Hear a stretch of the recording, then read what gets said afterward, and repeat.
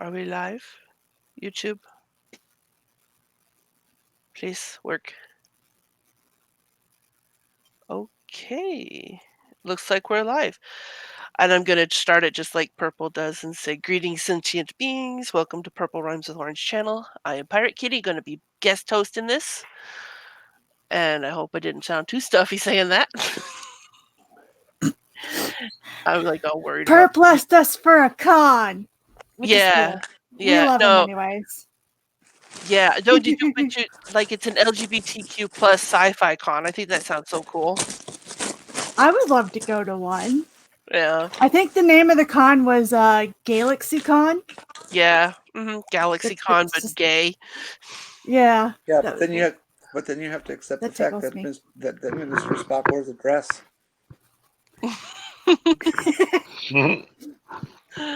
I don't mind gender bent costumes or I don't mind them at all. I've never understood people getting all bent out of shape over that, but you know. Me neither. Cause like seriously though, like some of us don't like to reach out of our gender but still think a character is cool. Like I can't pretend to be male. I just can't. I tried to pretend I was male once while playing an MMO. About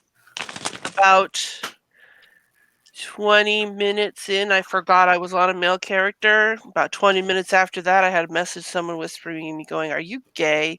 And I'm like, wait, what? And then it finally dawned on me, oh, right, I'm playing a male character, and I've forgotten that I was on a male character, so I've started acting normal, and ended up coming across as flirting to all these guys. That was the first and last time I ever tried to play a male character. So, the topic for tonight, at least to start with, because like Tria said, we'll probably get derailed in 10 minutes flat. It has to do with the whole way media portrays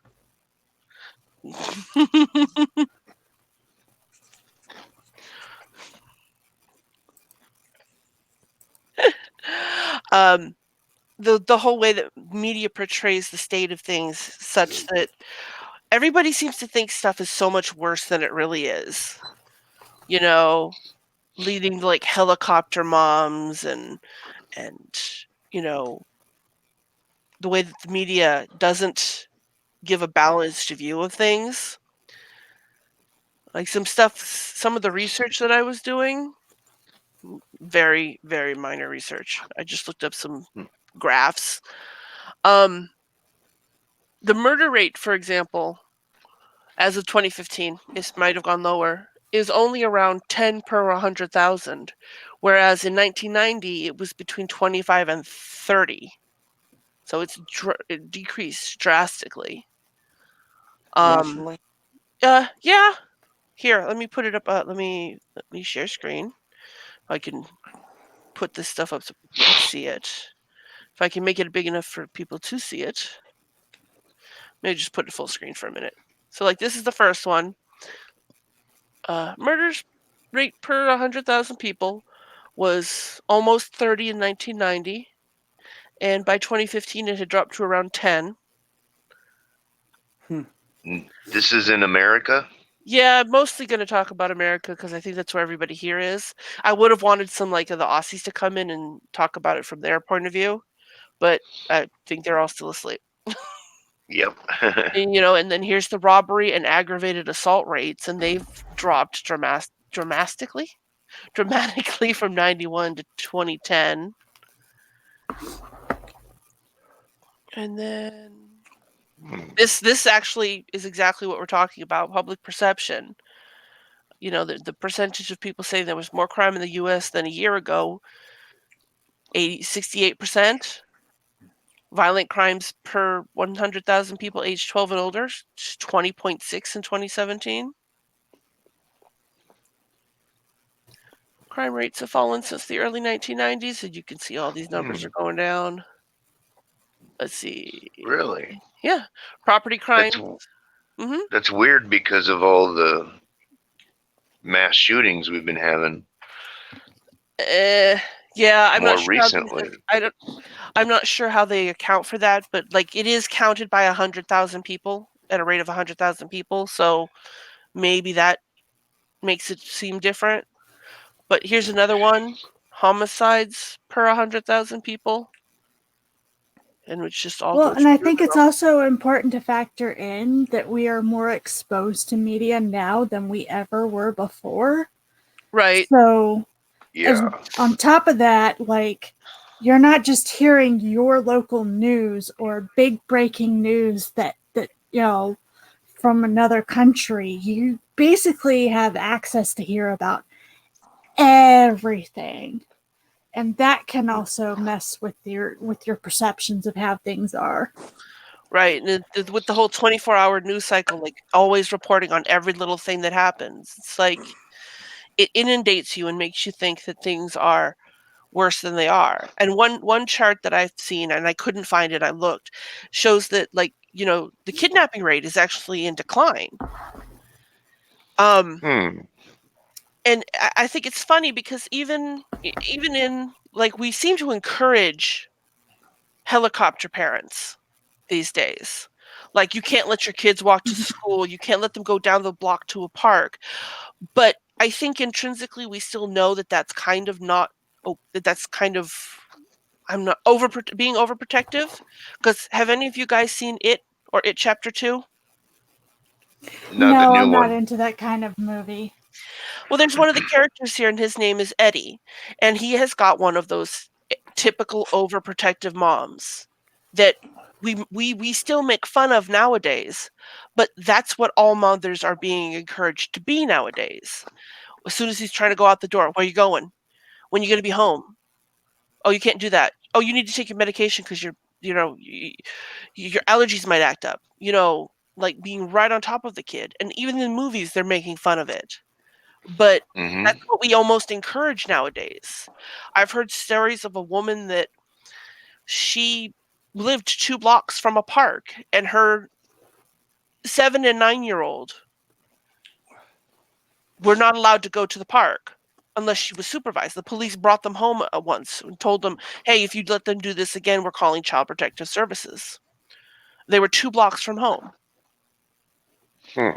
And I remember growing up in California and being 10 with an 8-year-old brother, getting on our bikes and disappearing for the entire day and just riding around and having fun, and then getting home when the lights were out. And I think it's really a matter of people being so exposed to every single instance that happens the minute it happens that they think it's much more common than it really is. Well, another excellent example is the paranoia of parents that every child is going to be snatched by a child abuser. Mhm. Um, yeah, and disappearing children, which does happen, of course. But as they get found, they're finding that the majority of kids who are on the missing kids list are somebody who's missing because of a parent Mhm.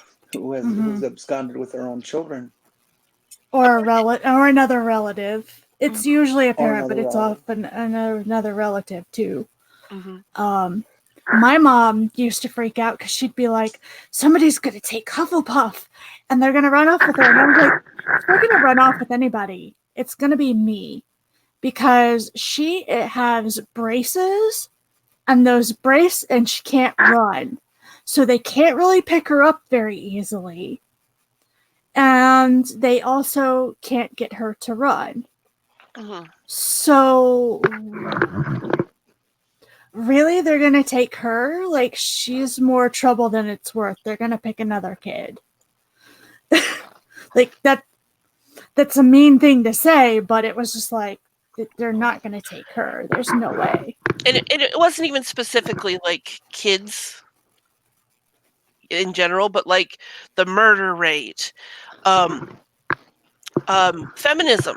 Feminism has been tarred by the way that the media portrays it, by only focusing the attention on the loudest, most obnoxious, quote unquote, feminists out there, making everyone else who says they're a feminist look a raging lunatic. When the majority of them are probably quiet and just want everybody to be on equal footing. Mm-hmm. It's like you're all familiar with the one that's, I don't even know her real name, but she's been called Big Red. I'm not familiar with her. You should Google her. She's a feminist that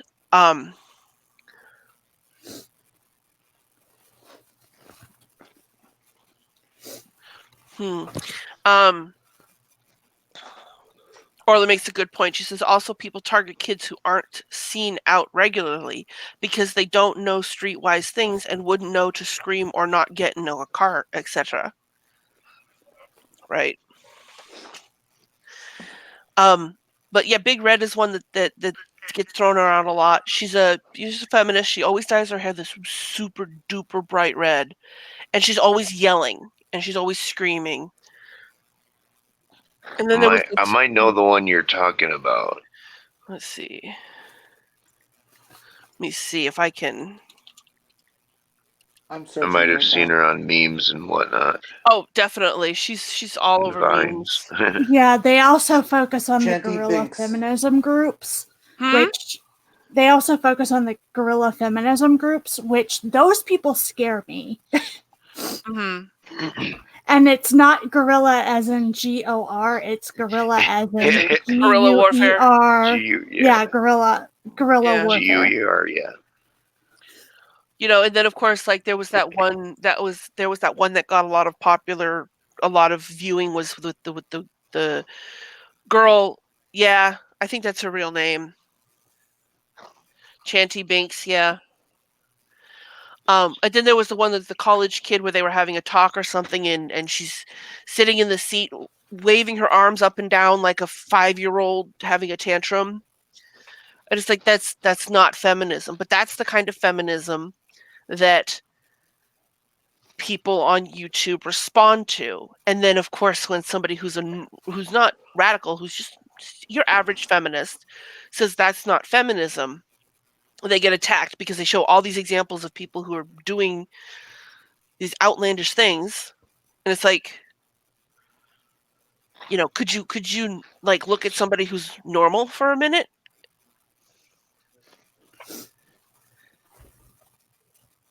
Yeah.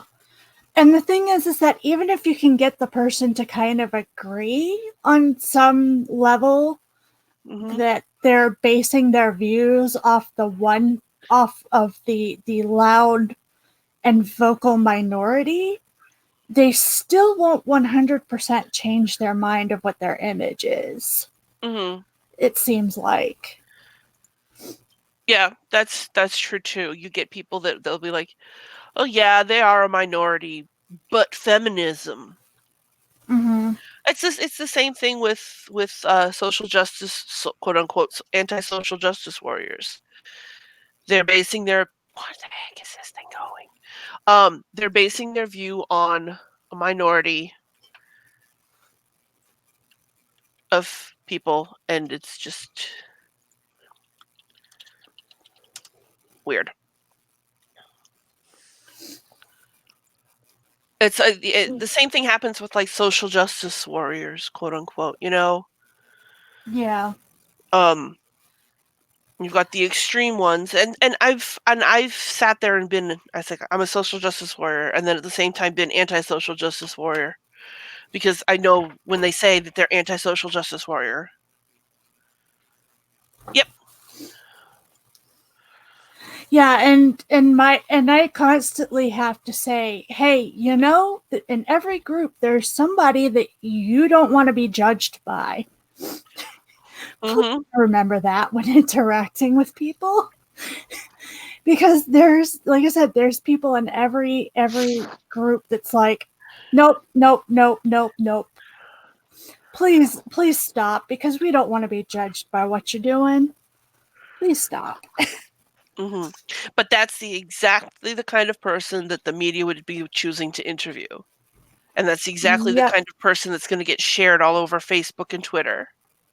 Because it's easier to sell if it sounds bad, unfortunately. Well, you talk to reporters or editors, and you point out the old adage of if it leads, it bleeds, and they will deny it up and down. But then you watch their programs or read their printed material, and sure enough, the thing that's in the lead is this thing that bleeds. Mm-hmm. Mm-hmm. It's it sells papers or it sells advertising, and it's ridiculous, that the news business has been relegated to an income generation source, as opposed to the public service that it was intended to be when the FCC and those sorts of folks put the kind of open legislation on them that they're allowed to do what they want, and freedom of speech and blah blah blah. Um, that it's resorted to an entertainment now. I mean, I can look back to what the Today Show was, for example, back in the '60s, Mm-hmm. and how it was 2 hours or 3 hours of news, interspersed with a couple of little feature things here and there. And nowadays, you turn on one of the morning news programs, and their first half hour is mostly news, but the next 2.5 hours or hour and a half is nothing but fluff. Right. And I mean, I can get. Did I mute myself? I can't tell. No, if you heard me, then I didn't. Where is Yeah. the screen? My computer has decided to be funny right now. There it is. No, my computer's decided to be funny. Okay, Purple, I'm sorry. What was the question in regards to? Because I don't remember everything that we've said. I'm sorry. I'm here, but brain is not fully functioning.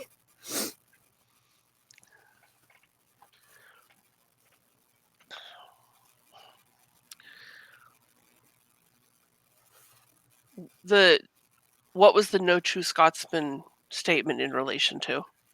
Yeah, that's what I was asking, Perp.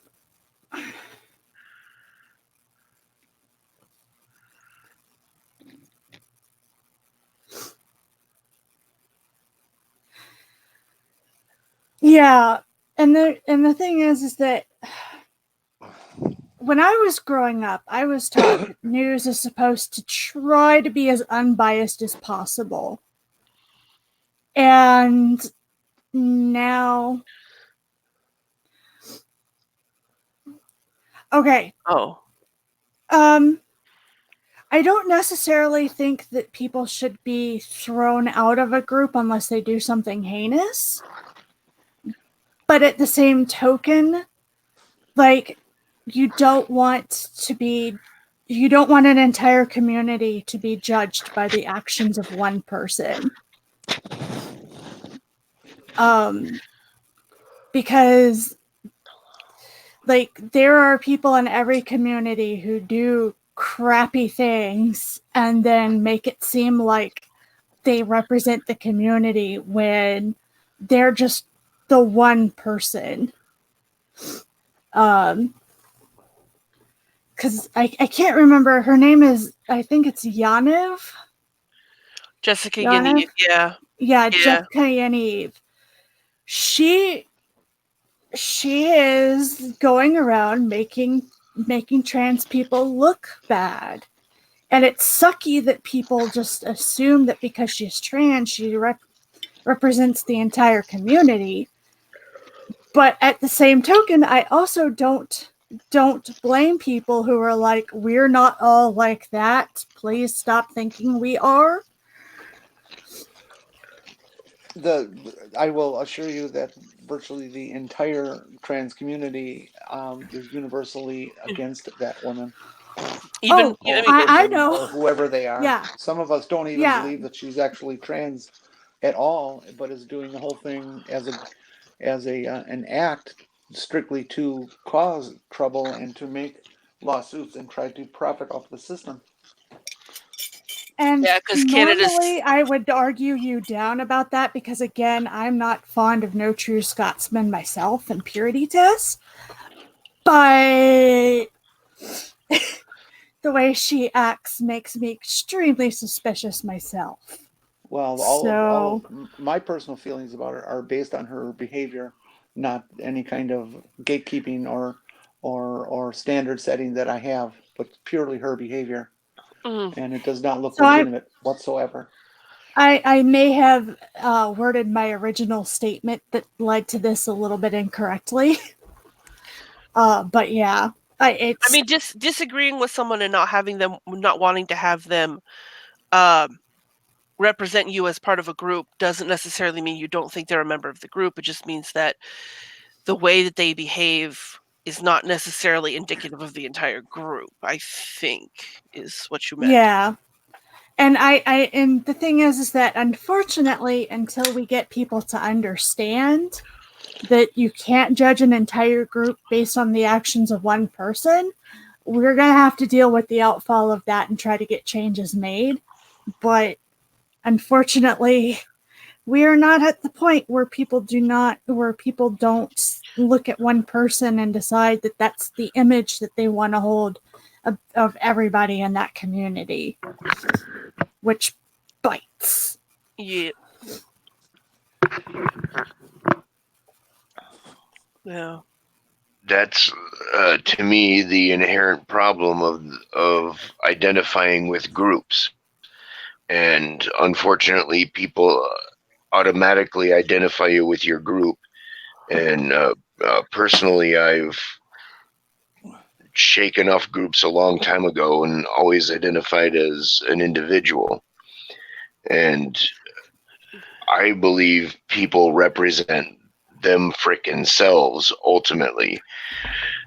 Yeah, you're going to have similarities with people, and you're going to fall into some kind of demographic at some point, sure. But it's this. I mean, that seems to me to be the cornerstone of prejudice, where somebody just looks at you and says, "Okay, you're a member of this group. Here's how I feel about this group. Now that's how I feel about you," and you also automatically take on responsibility for everything every member of that group has ever done. And that is just plain wrong. But that's what people do. If I were to come on here and say, "Hey guys, I just decided I'm a neo-Nazi," what am I automatically responsible for? The Holocaust. And I wasn't even born yet. But that's immediately where people's minds go. Oh, you're a Nazi, so you killed all the Jews. Well, no, I wasn't born yet, dude. Not that I'm ever going to be a Nazi, I promise. Yeah, I think that's the best example that you could bring up. I mean, Yeah. one thing that the Nazis are doing that is positive. It's not. I was that about it to doesn't say exist. they're doing shit right now that is not positive, and they should be called out for that. But Right, here's but the each thing. individual who's doing it should, not just some idiot wearing, a swastika. No, I'm sorry. I'm sorry. I am an I think absolutist when it comes to Nazi hatred. There is nothing good about the Nazi party. There never has been. There never will be. And I'm No, sorry, I'm you not. can't I'm not. you can't I'm not feign supporting ignorance. Nazis at all. I promise. Oh No, no, I I know I you're not. understand you're But not. But if somebody is a member of that group, then they are supporting that group. They are standing for those goals Right, and but they're not aspirations. personally responsible for the Holocaust. No, but they're responsible for everything that the Nazis are today, and that's no better than the Holocaust. no, the neo-Nazi party would love to send us through another Holocaust.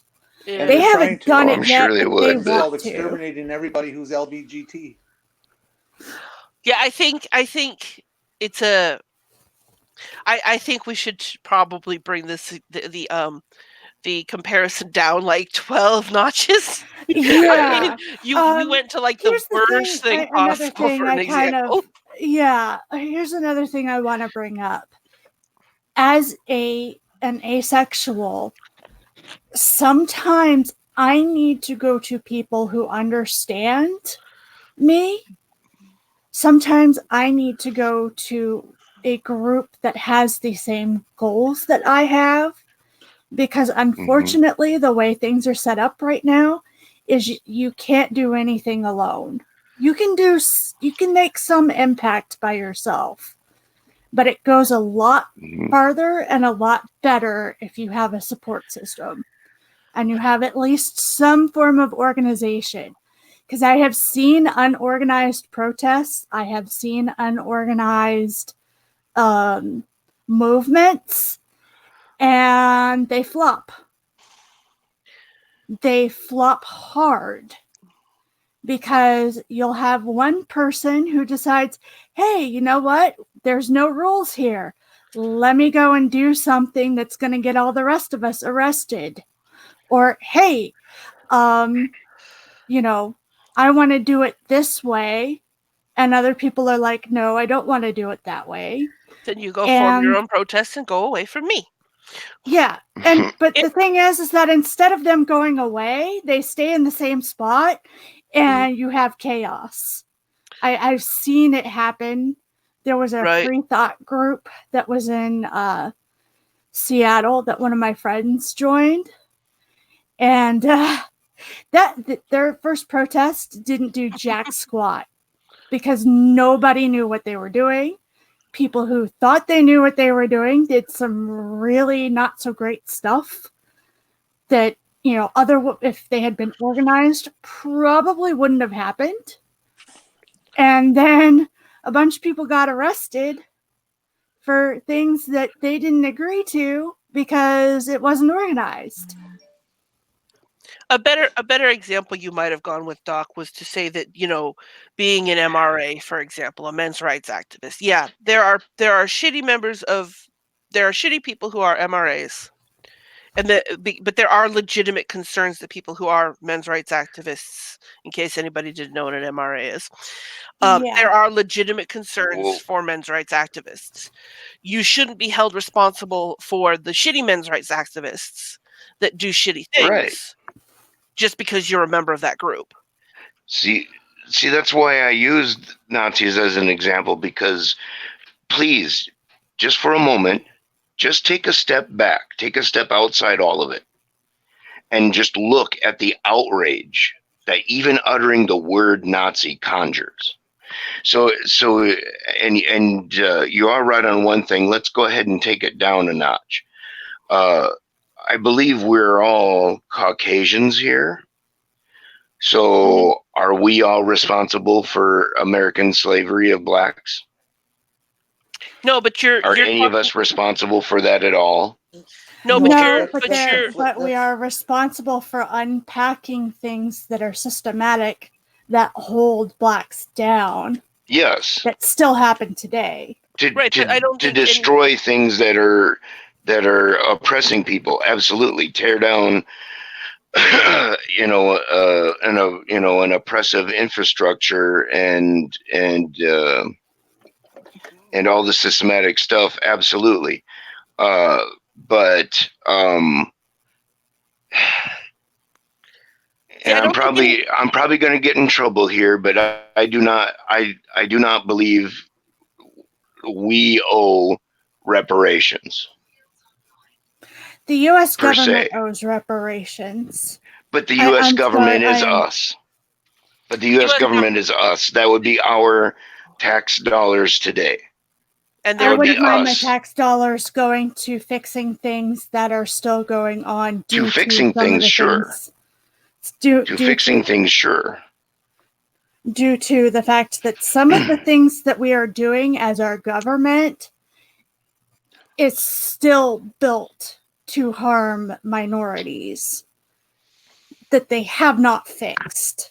They claim they fixed it, but they have not fixed it. I think nobody here, or I don't think any rational person feels that. Oh, hello. Let me add. We are doing as our government. Muting Diana until the echo goes away. That they have not. Yeah. I don't think it's rational. I don't think any rational person feels that you should be blamed for something that happened before you're born. But there is a domino effect that those things can have an effect on current times. Right. Mhm.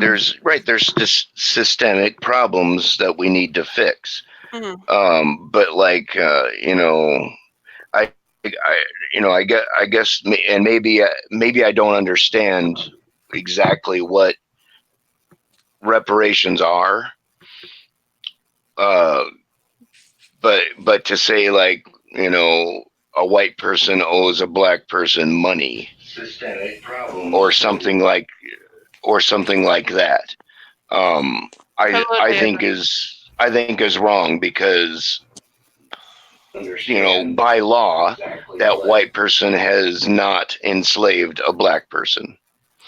But I mean, most certainly there are still all kinds of systemic, racism and all kinds of problems that definitely need to be dealt with.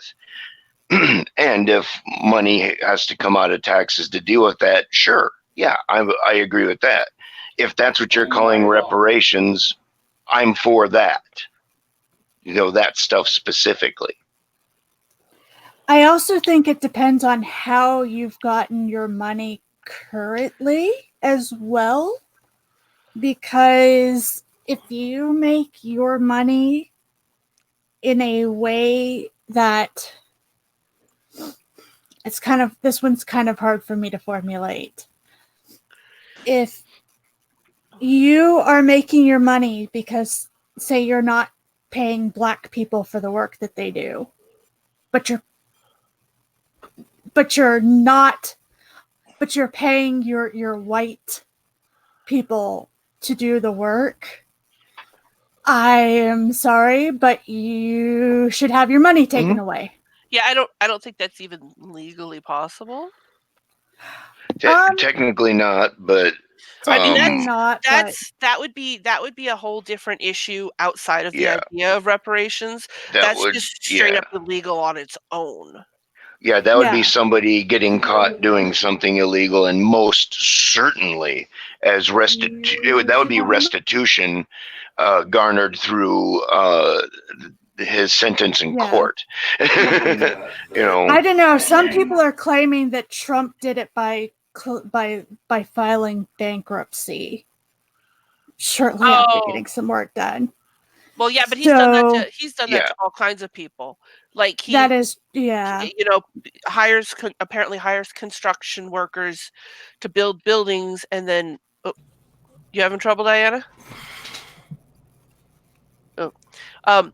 Hiring construction workers, getting all this work done, getting his building built, and then filing bankruptcy so that he doesn't have to pay the contractors. That's Yeah, yeah, and once again, yeah. that would be a restitution he'd have to pay once he finally gets sentenced for his crimes, I don't know that he's going to if get that ever sentenced. happens. yeah, I don't. Yeah, I wish he would, but I don't know. He's been getting away with shit for too long. Oh yeah.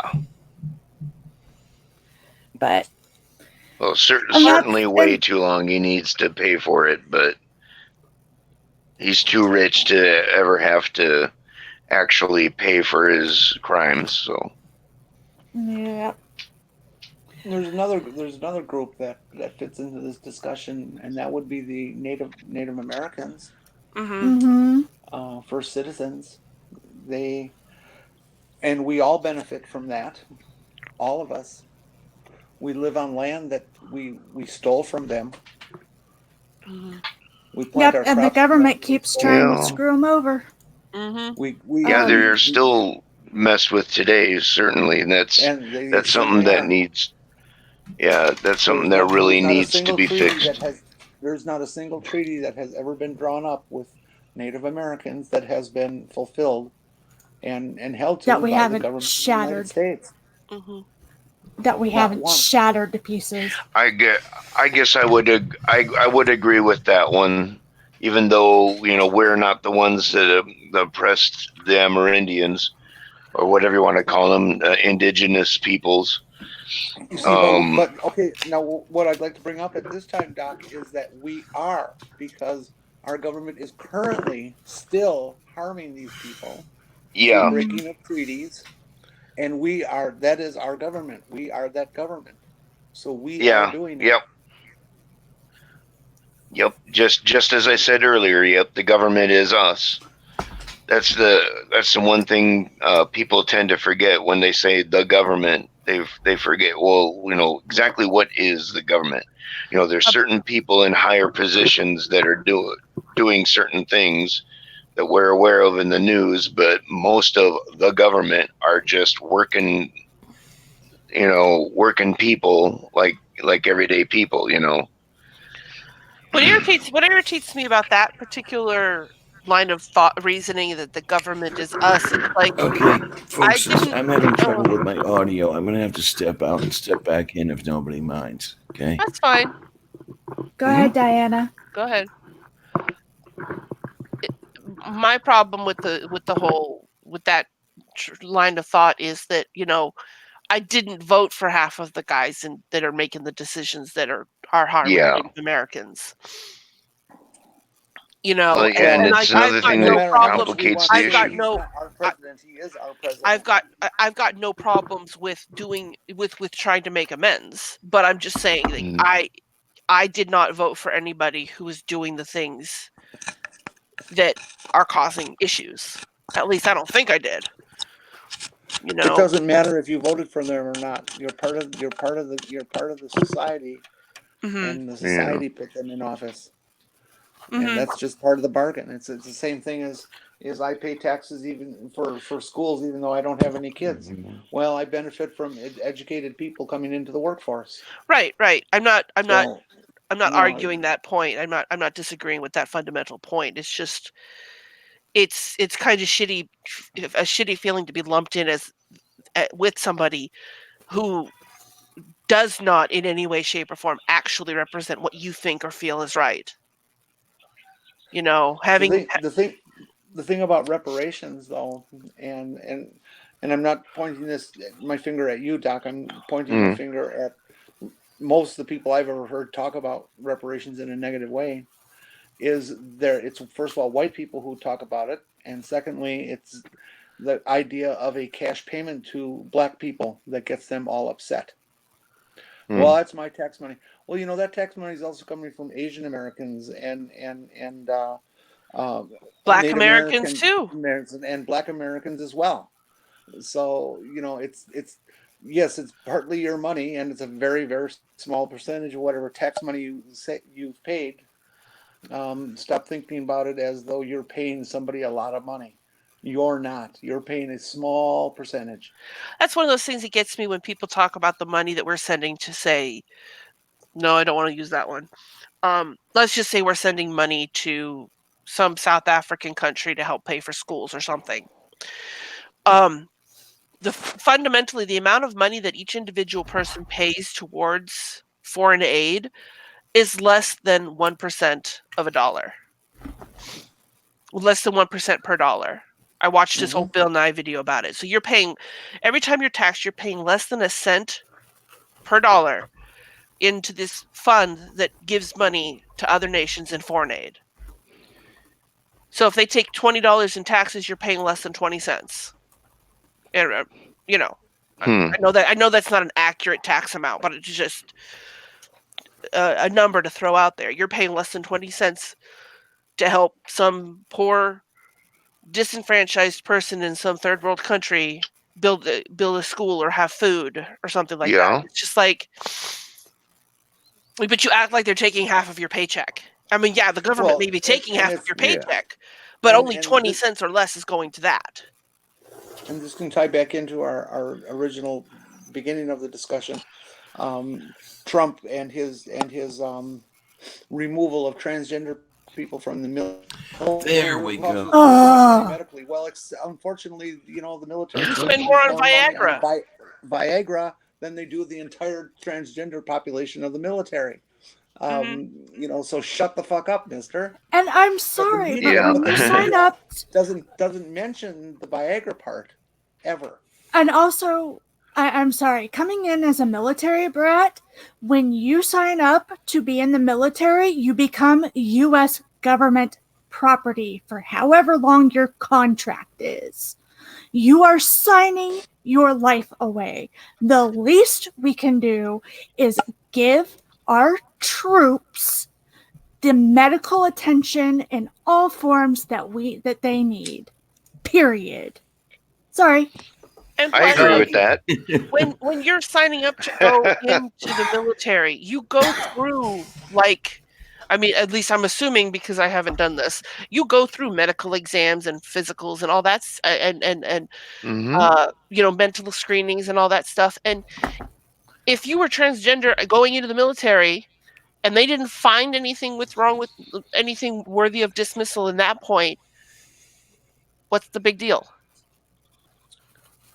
Well, You nowadays know, they will ask, and that will be considered something worth not allowing somebody in for, which is bullshit. Right. Yeah, well, yeah, it's very strange to me. Whoops. Oh, you have an echo. Sorry. Oh, is that you? Yeah. Oh, that's Jen? Yeah, I think Purple so. is Okay, purple is a bot confirmed. okay, Which is fine. funny. Yeah, it's not really. I would think that the military would be all too happy to take anybody who wanted to come. That was Oh. I was just gonna say, at least it took us 30 minutes before we went on a tangent. Doorknob. Well, Diana, Nazis had nice uniforms. Oh. Hitler loved his dog. I saw that. I saw that.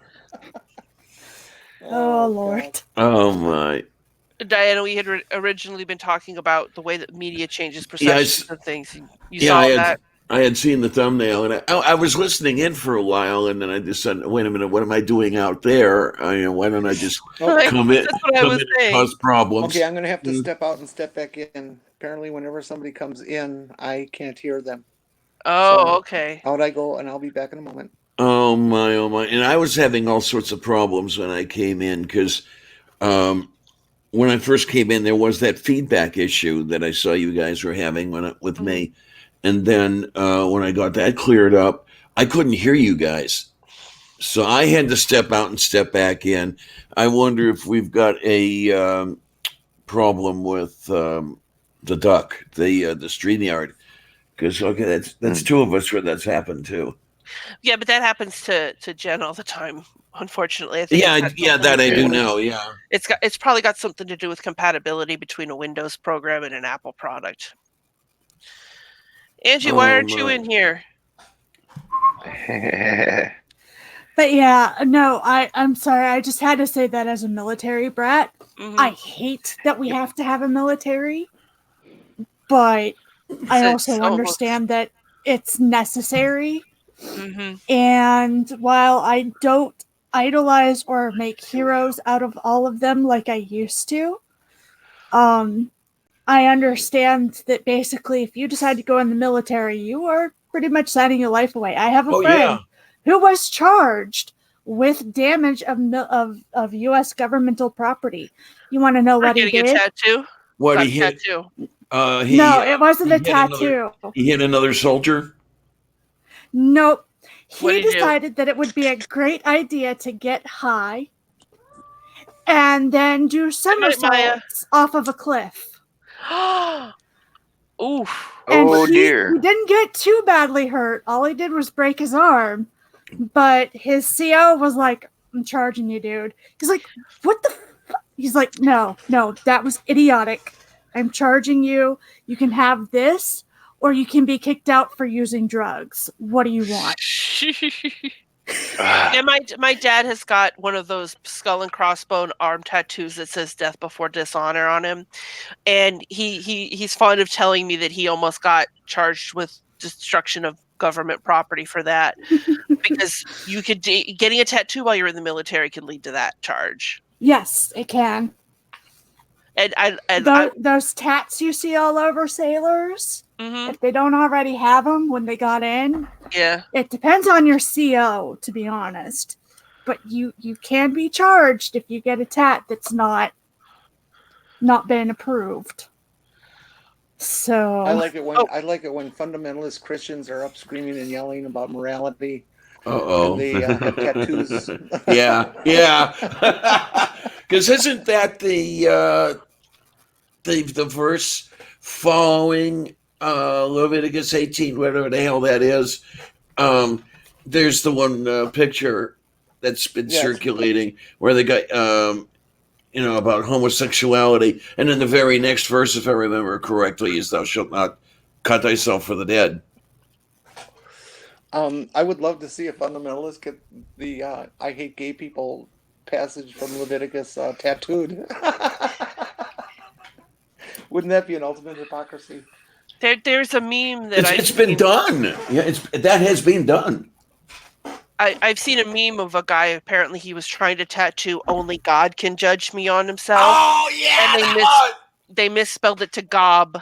yes. or what's great is when you see somebody who's in these anti-gay rallies and they're covered in tattoos, and you're like, that's Leviticus too. The gob can save me. I think Seth Andrews posted that yesterday or the day before. That might have been where I saw it. Yeah, that was. I love it. Whatever, dear. My boyfriend's trying to tell me Leviticus doesn't count anymore. I don't want to get into a conversation with a sixth person who's in the room and not in the stream. Okay? This does not go well. Remember, the last time we were together, the pirate kitty tried to make murder-lating plans of you, boyfriend. I'll stop bringing up Leviticus as soon as the Christians stop using the Old Testament. Well, they can't not use the Old Testament, because if you can't use the Old Testament, well, then there's no Adam and Eve, there's no original sin, there's no reason for Jesus to die, so that's the end of that. Yeah, that's exactly it. Yeah. There's no Messiah prophecy. Exactly. Yeah. I love those. What is the word for them? Is it a retrojection? I mean, those aren't prophecies at all. Nobody is predicting anyone with those verses they claim. The whole New Testament story is based upon those. Retcon is retcon is probably the word you're looking for. Okay. Yeah. Or a misunderstanding of the. Doorknob's new comment. What's Doorknob's new comment? Make that the banner.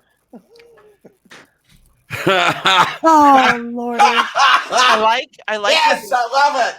I like having 5 people in here because the comments don't cover anyone. He's just guaranteed himself death by 2/3 of the world's population. Okay, I have my lines. That's kind of one of them, but y'all have fun. But like, it's hard. I sit here and I hear all of the hatred spewed towards being gay, and I'm like, you do realize you're being a hypocrite, because the Bible clearly says you're not supposed to pick out any one sin and focus on that and be hateful towards somebody, because apparently you're all sinners. But see, Christ had a few choice words to say about divorce. Don't agree with it. Don't believe he exists, but he had a few choice words to say about divorce. And had a few choice words to say about people being hypocrites. But no, we have to focus on the gays. And we have to use this as an excuse to be mean and discriminating and cruel to other people. It's amazing how that group of people focuses on that virtually exclusively. Their number can do any number of ills. I mean, look at the Republican Party, okay? And they're just worried about the icky butt sex, and they're worried about people like me. I guess to be a Christian, say again? I worry about people like you too. Yeah. But for different reasons, Diana. Isn't there a specific verse that says basically that not to elevate one sin over the other? I was trying to find it, but I can't I'm not. Well, Tria just mentioned it. I don't remember her stating chapter and verse. Um, I never remember the chapter and verse. I just know, unfortunately, it's in there. Please also remember that I didn't spend a lot of time in the Bible. I did get some time in the Bible, but most of my stuff was Book of Mormon, Pearl of Great Price, and Doctrine and Covenants. Because Mormons are special. We have lots of stuff. Yeah. Yeah. what are we looking Which for? I will be going over in the not too distant future because I still have to go over General Conference. I haven't done that yet.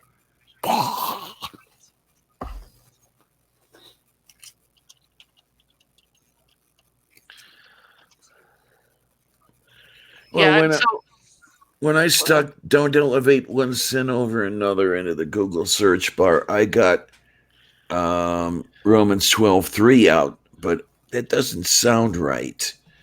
Romans 12:3 is, "For by the grace given me, I say to every one of you, do not think of yourself more highly than you ought, but think of yourself with sober judgment, according to the measure of faith God has given you." That doesn't sound like elevating one sin over another, does it? Yeah. It says something about lesser in the eyes of the Lord or something. I hear Kitty. There is that kiddiness. Hi, Kitty.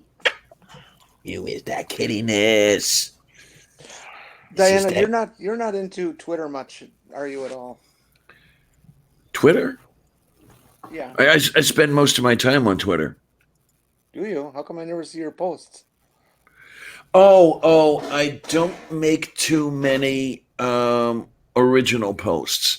Yeah, Most of you just kind of hang in the DMs and stuff mostly. I the way in I the take it anyway. DMs and responses to other people's posts. Um, I I go after Ken Ham quite a bit. Do you follow Emmy Z Yeah, I Z at do. I all? do. Yes. She's got this great post that she just put up. I just gotta read it. For those of you who don't know, her name is Dr. Franken Emmy. She's a trans woman who is a professor of in STEM technologies, chemistry, I believe, um, for a living. She's very bright, very smart, very smart. She puts up this tweet. It says, "A cis dude told me the other day in a tough bravado, I despise the word cis because it sounds like you're calling me sissy. And I nearly fainted at the irony that the dudes most offended by the prefix cis are probably the same ones who use sissy as a femme-phobic slur." She Mm. continues, "My cis 1,2 dichlorethene in my lab is a real champion. It never gets bothered when we call it cis, and that tough as a motherfucker shit will kill more people quicker than the toughest armies of men out there who don't want to be called sissy. Also, let's make a lesson of it, shall we? You're not going to believe this, but cis 1,2-dichloroethene and trans 1,2-dichloroethene are both suspenseful waiting dichloroethene, just like cis women and trans women. Both are women." I guess it wouldn't be surprising that those offended by almost homonyms are transphobic, since transphobia is essentially one of the best measures of full-on deafness and ignorance. I Okay, love her. I find it. I have had some trans friends call me sissy, and honestly, I think it's fucking hilarious. I don't know what that guy's problem is. Like, I think it's cute. I Do don't they know. I just yeah. they call you they call you sissy as a variant of cis? Is that it? Yeah, as if Okay. they Okay. spell it CISSY, Okay. Okay. and they're just like, "Hey, sissy."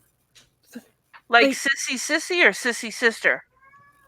kind of a Sissy, combination of sissy. both. Yeah, like Those kind are of a sharp. combination of both. It's basically their term of endearment for me. especially when I'm hanging out, because I keep winding up in podcasts and in groups where I am the only sixth person in the group. Oh, So I don't know. I find it entertaining. anybody want to address the quoted that I put up by Angie? She says, Wait, "Are we now Oh, dear. lumping all Christians into a group by the actions of the worst of them?" Yeah. Okay. That I get it. that does tend to happen, but I don't see a whole yeah, it lot of does Christians happen. fighting the people who are making them look bad. And I'm not saying that's a good reason to lump them all together, but There are some. it's just like I hear Americans saying about Islamics that, well, if the Islamics were really peaceful, that they'd be getting rid of all these fundamentalists. Well, Christians aren't getting rid of their fundamentalist plague. Well, but that pulls right back into the media thing. The media gives all the attention to the most negative Muslims and almost no time to the ones that are basically doing exactly what we say, which is rebuking and what is the other word I was looking for? Rebuking and um Chastising. chastising. That works too.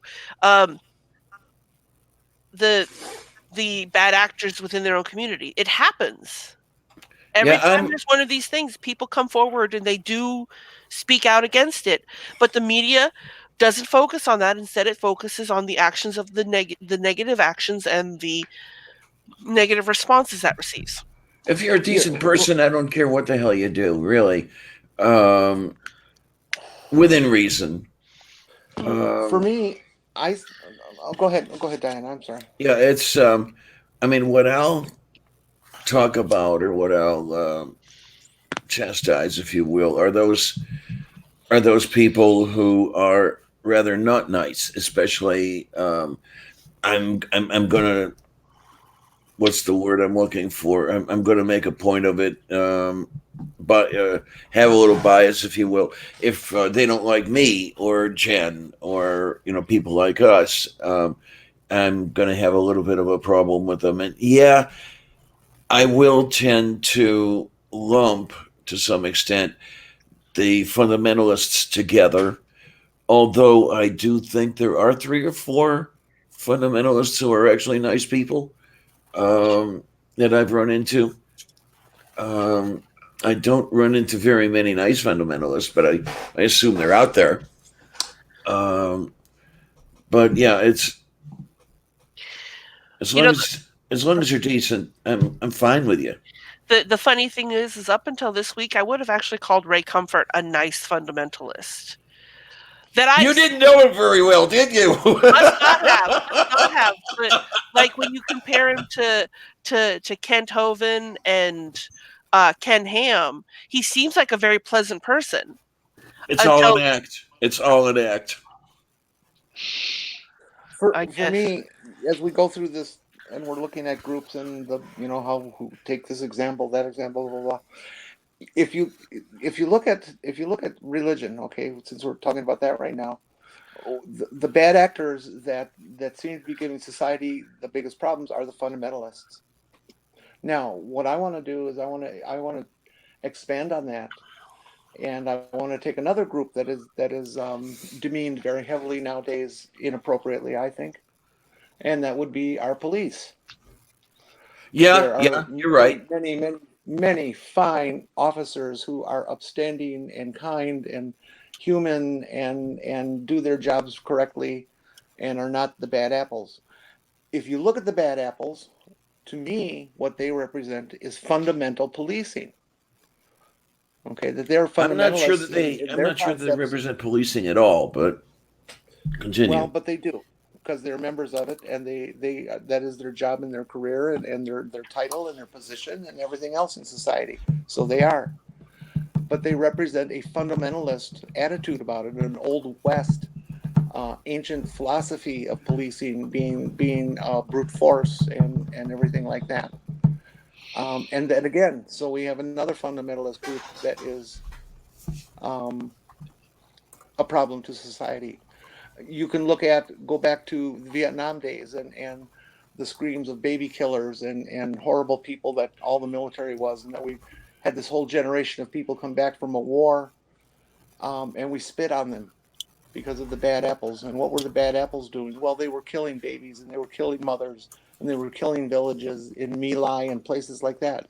They were acting in a primitive, fundamentalist way for a military, not a sophisticated, mature military force that is professional in its behavior. Well, some of those guys If were also totally frightened because they didn't know, you know, the way I heard it described years ago, they didn't know whether the little girl that came up and said hi had a grenade under her skirt.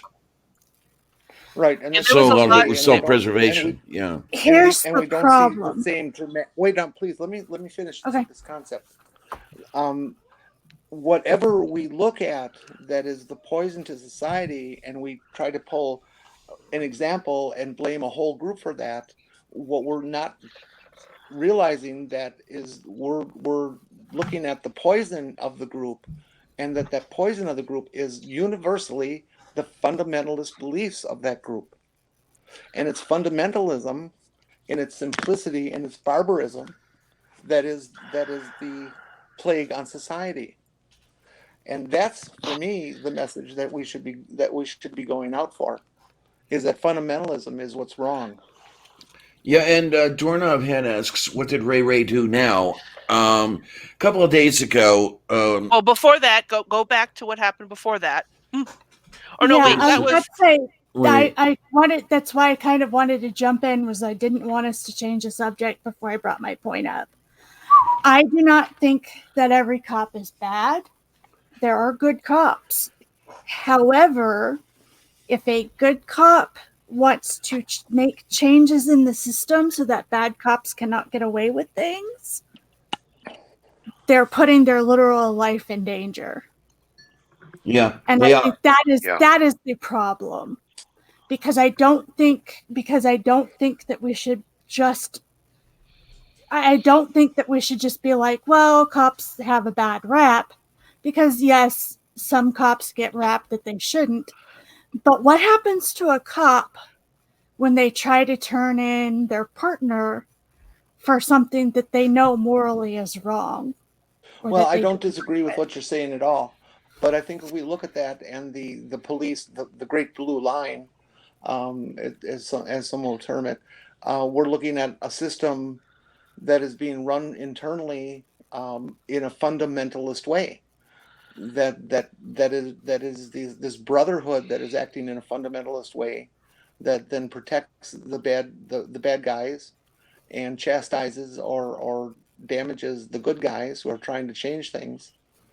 Regardless if you want to name individual cops as fundamentalists or the police system as fundamentalist, it's still the fundamentalist behavior and attitudes that are causing the problem. That society overall has not matured enough to be sophisticated and professional in what they're doing, whether it is a religion, whether it is a police force, whether it is a military, whether it is a corporate executive, a corporate body. There's fundamentalist corporatists that think that corporations should have rights to do anything they want just because they exist. Well, that's an immature fundamentalist belief, and it hurts us. It hurts Yep. all of us. Yep. Yeah, well, I don't know. Are we wrapping up this one, or are we still No, no, continuing I'm with just this subject? pontificating. Oh, I'm okay. just I was just pontificating curious all as to these whether while other people's the turns. thing What was did Ray going. Ray do? Yeah, the person in question was Richard Dawkins' mother, and Oh, Comfort that. put a post out with my condolences about the death of your mother. Now I'm sure that you'll see about being saved. And by the way, watch my movie.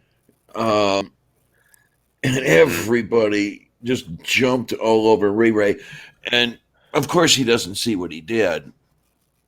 Um, and this is Ray Comfort. This is what he does. Um, so. Mhm.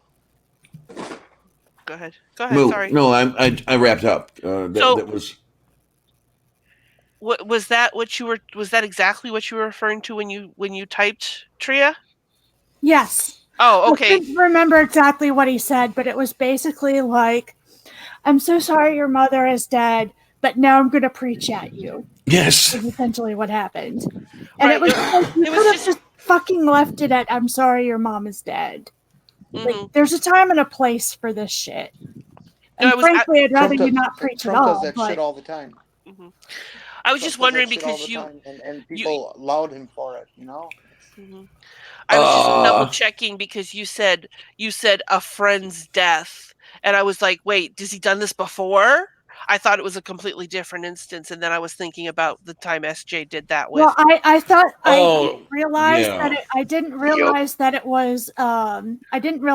it was Ray versus Dawkins. Okay, I no know that problem. they're not friends, No, but they're Right. not. like, no, and that's why I put there. I'm not an exact quote, but that's the gist because I didn't quite remember all of the details. I just remembered that it was basically like "I'm so sorry they died. Now I'm going to tell you that you're wrong and that you should be, going back to Christ." Like, no, no, no, fuck off. Hmm. Yeah, I just. I'd like to know what the chat thinks about my concept of fundamentalism being at I'm not the sure root I'm of in the cause for agreement. most of it. I'm not sure I'm in agreement because the way I'm looking at, for example, the way the bad cops behave, my view of the way they behave is that that's not policing at all. That's a power trip. Um, and the reason they do that is they can get away with it because they're wearing the badge. Well, No, okay, okay, but I may be full of shit here. So my point is that yes, you are right. You're absolutely correct. But that behavior comes from the stereotypic and fictitious, in a lot of cases, view of old American justice, just Western justice.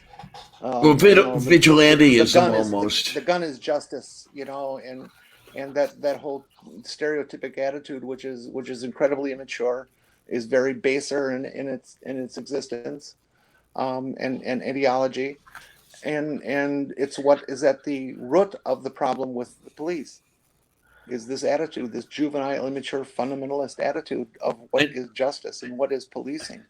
what I do know is a lot of guys, and it's guys who usually do it for this reason, become policemen because they're after the whole power thing. It's like, now I get to lord it over people. Yeah, Um, I've heard it said that the the people that you don't want to be a police officer is the person that says they want to be a police officer. yeah, just like politicians, basically. I remember Robert Anton Wilson wrote, the last person you want elected to an office is the person who says, I want it. And the same thing applies for the cop. Drag you kicking and screaming into a position like that, and you're doing it simply because you have to, rather than, hey, I want to do this, man. But, oh, I see Brian. Oh, man. Let's hear it for RJ, because Brian says Ray has Tortugan mindset. And for those of you who don't know that word, that is from RJ Downard, um, one of our most loved people on the movie night panel. And hopefully we'll get that going again pretty soon. Oh, speaking of Jen, did you get the Yes, I notes? did. Okay, good, good, good, good, good.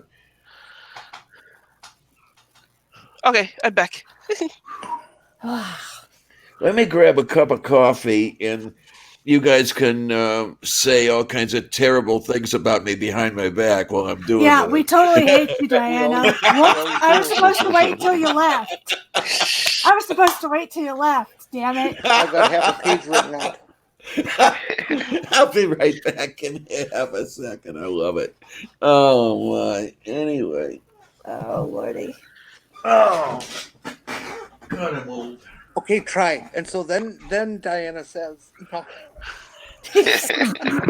Make somebody paranoid. I was just hoping you could hear that from more she was. Oh no, me talking behind people's back never works because I will always forget which spot I'm in while I'm flipping through a shitload of different tabs, and I'll think I'm saying it privately, and then oh shit, that went public. Well, now you know. I had that happen back when with the whole Steve McRae thing. Oh no. No, it didn't go. It wasn't nearly that big of a scope of a thing. But Yeah. he had been replying to me while he was privated, so I literally couldn't see what he was saying. And someone I know who's actually friends with him, he's friends with me, like, and I don't care, you know, friends with whoever you want. I was talking to him because apparently there was a Twitter back and forth between the two of them. And then there was another post that he had replied directly to me. And so I was asking him about it. And then I tabbed over to somebody else and I'm like, hey, could you check this thread and tell me what's been said? And I accidentally sent it to the first person. And he's like, I wouldn't mind telling you. I'm like, no, the thing that we were talking about, you've deleted your tweets. You got Steve to delete his tweets. I don't care what was said there. I just want to know the direct reply to me. So it was not nearly as egregious and horrible. It was just asking the wrong person to show me what a tweet said because the account was privated. Yeah. But yeah, that whole group, you know, I'm a Steve fan, and there's definitely times that he's an asshole. That whole group though needs to know when to let something drop. Well, Even if the pinheads on the other side keep saying shit, they should just ignore it and walk away. It's just not worth all the bullshit. that's just a general problem everywhere. Is that people don't know when to Yeah. quit. Beep beep. Oh yeah. it does. If I get involved in something with somebody, I'll make Here we go. you know, maybe 1, 2, maybe 3 responses, and after that, fuck it, I'm done. You know, it's just not worth bickering back and forth. It's immature and fundamentalist. When did Well, I have this attitude that I've had since a kid, that I first started thinking about it. You know, I was thinking about you know, America, and how old is America, and versus how old is all the rest of the world history and stuff. You know, thinking of like ancient Roman ruins, and castles in Europe, and Chinese history, and how young America is, and realizing that America is, as a nation, is really still a child compared to the rest of the cultures on Earth. And we have a lot of problems in our culture because it is immature.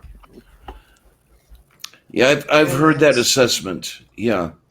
well, I was thinking about this in 6th grade. I can clearly remember Mm-hmm. um, sitting in the back of Mr. Ebert's class thinking about this kind of stuff, and and I don't think we have grown much in my time since 6th grade. I think America is still immature. There's certain factions that have grown up a lot, in terms of sexuality, and in terms of racial biases, and other bigotries like that. But overall, I still think that we, at best, are pre-adolescent in our If cultural anything, maturity.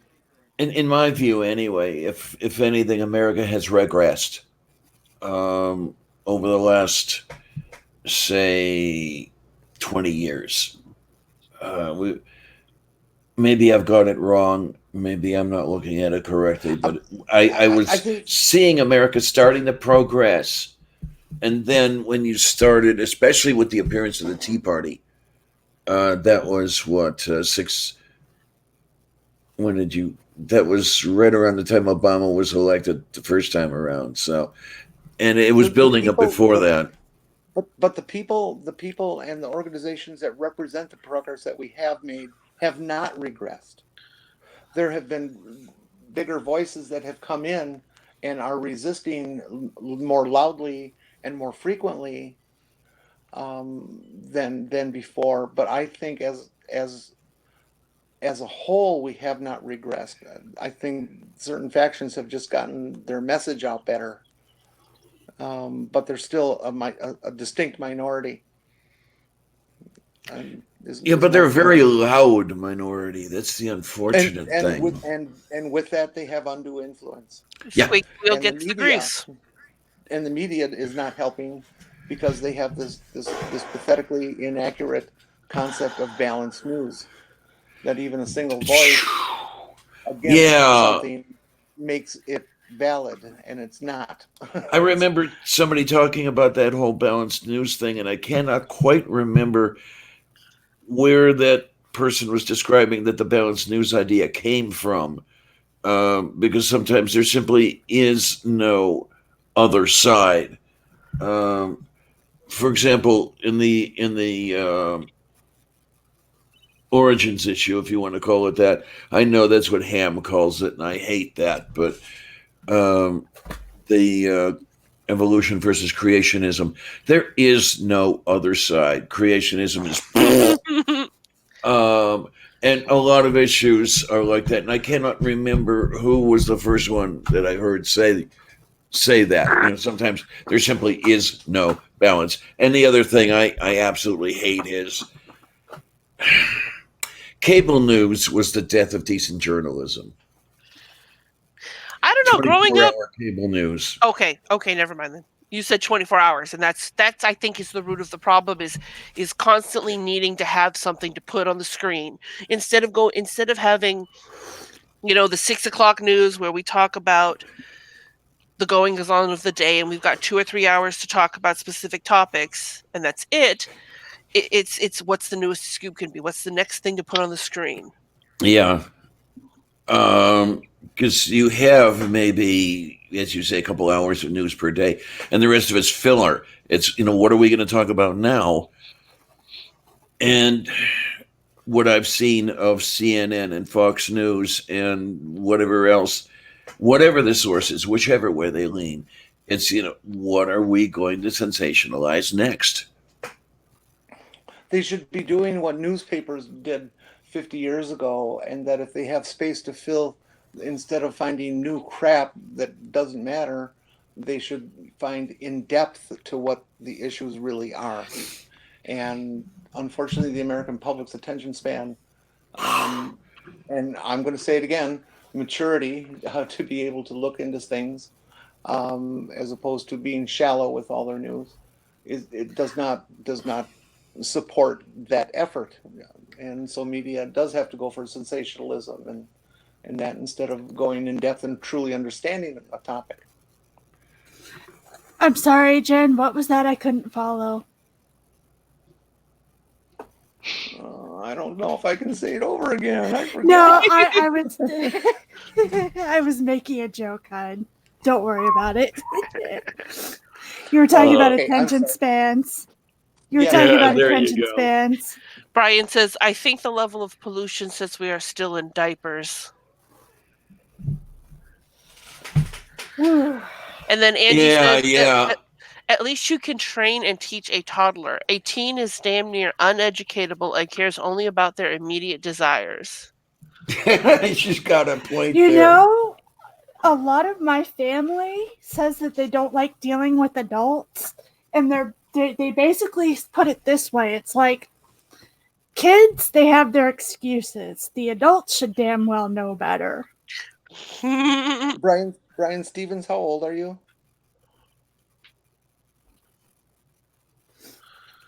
I'm pretty sure Brian is not a kid. And then Hans says, I don't know much about how Norway is compared to the US, but at least feel that Norway is not as mature as it should have been.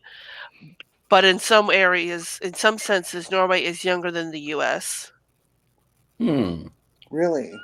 I see, because I hold Norway as one of those places that, from what I know about Norway, which is it's limited, that I hold it on a much higher plane than we are. I think the culture of Norway is very impressive and mature in how it deals with things like like prisons and prison reform and reforming of criminals and education and things like this. I hold them on a higher plane than I hold ourselves. Oh, okay, Brian. I did not remember you being my age. Okay. Okay. Brian, I'm surprised you say that about pollution because remember back when there was nothing but smog in Pennsylvania and Pittsburgh and the Cuyahoga River burning, and in my hometown Milwaukee, the Milwaukee River never freezing because of all the pollution. And now many of those things have been corrected and really much better than it was, although we still Well, have a long way to go. give it a few years because it's going to take a little while for um, industry to gear up to the lax regulations that are coming out of the Trump administration. But yeah, if the regulations are not reimposed, we're going to be running into a problem again. It's going to Mm-hmm. happen. I just don't know how long it's going to take. But yeah, oh gods, I remember the Cuyahoga River burning. Well, I grew up in Cleveland, and I hear stories about Pittsburgh. I was not here for it, but street lights on at noon because the smog was so heavy. This was I even in the 70s. The libertarian thrust of corporate regulation has definitely been a bad thing, Brian. I agree with you completely. But I've also heard a number of corporations come out publicly and saying we're going to continue on our path of trying to be green and to improve the situation, regardless of the lax regulations, because it's the right thing to do. You Well, know, yay for for some them, corporations, there definitely. has been a sea change in their attitudes. Not enough, but for some. I said the companies that have said that should get credit for for still doing that. Oh yeah, and they should be highlighted. Again, the media does not cover that. Oh my, Hans, that's horrible. I see that Hans is saying Norway has some good things, but even with some of the high prices on homes, it has no social system for homes like other countries. You mean Norway's even worse off than the U.S. when it comes to affordable housing? God, that's horrible. I mean, I consider myself extremely lucky to have a roof over my head. I'm living in government subsidized housing right now, and I am constantly terrified that it will be pulled out from under me. But it's for now anyway. It's really nice to not be wet while it's raining and not be cold while it's snowing. Hans, Hans, does Norway have a homeless problem Hey, Spooky, like hi. like the United States? Spooky, I thought you were going to work. Oh. Yeah, no, we won't be streaming in 9 hours. Don't be so sure. I won't be streaming in 9 hours. That's for damn sure. Yeah, I probably should force myself to go to bed at 5, even though I'm pretty sure I won't be done with my project by then. Because if I don't get my sleep schedule straight, I'm going to hate myself on Sunday and then the rest of the week. Yeah, that's one of the reasons why I like this time slot that Purple occupies, because even when I'm not working, my bedtime is 5 a.m. I don't want to get my sleep schedule so out of whack that things are weird. Oh my, Brian, Oh, that's Brian, that's awful. 300%. Good Lord, that is no. criminal. Well, now, but The what hell? does your property tax pay for? Doesn't matter. And 300% is unaffordable. well, it's if it's a very very low property tax, To begin with. tripling it isn't all that bad. If it's New Jersey property tax going up 300%, will kill you. Mm-hmm.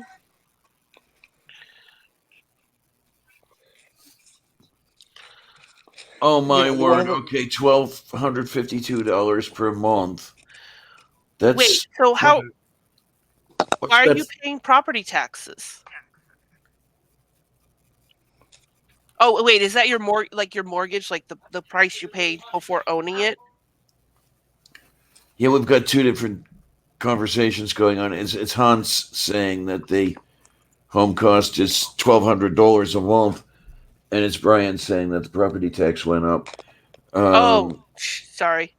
I got Yeah. confused. No comments Is from the that peanut gallery. Okay. taxes per month? No, it sounds like Hans is saying that um, the rent or the mortgage or whatever it is he's paying is $1,252 a month. So okay, you rent. All right. So a rent of 1,252, which depending on what you've got, would that be a one bedroom, if I may, Hans? Because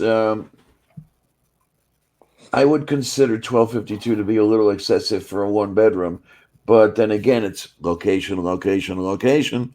See, and in America, the biggest reason that housing has gotten so bad is because of all the speculation by yuppies and house flippers in the last Yes, decade or two, Oh, don't yes, even trying to get buy me. properties and sell properties and jack up the rents and get all this income going when the cost of living had not been going up that much, and it has put everybody who's a renter underwater.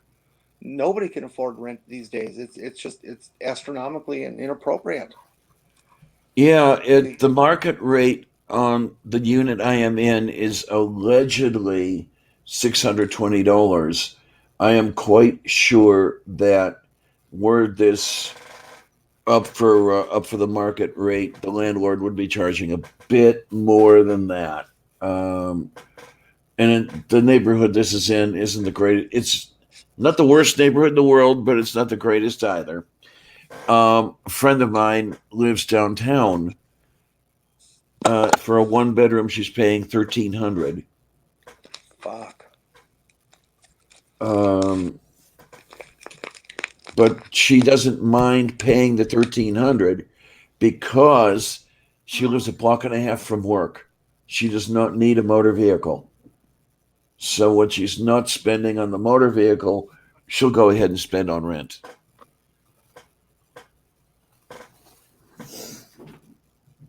Well, and there certainly are some urban situations where you don't even bother owning a car, like New York City, because there's just no purpose to it. The public Yeah. transport is adequate and No, functioning for. what scares me about Cassia is she's not well. She's got a genetic disease that's destroying her organs one by one, and I'm wondering, what the hell is she going to do when she cannot work anymore? She's a waitress at one of the high end restaurants in downtown Pittsburgh. They get a lot of the theater crowd there. Um, and those folks are pretty darn good tippers. So she's been making quite a bit. But what happens when she can't make? Um, I would take her in, but I can't Yeah, unless services I should not be paid say on it. tip dependent. Right, absolutely. I'm with you on that. Um,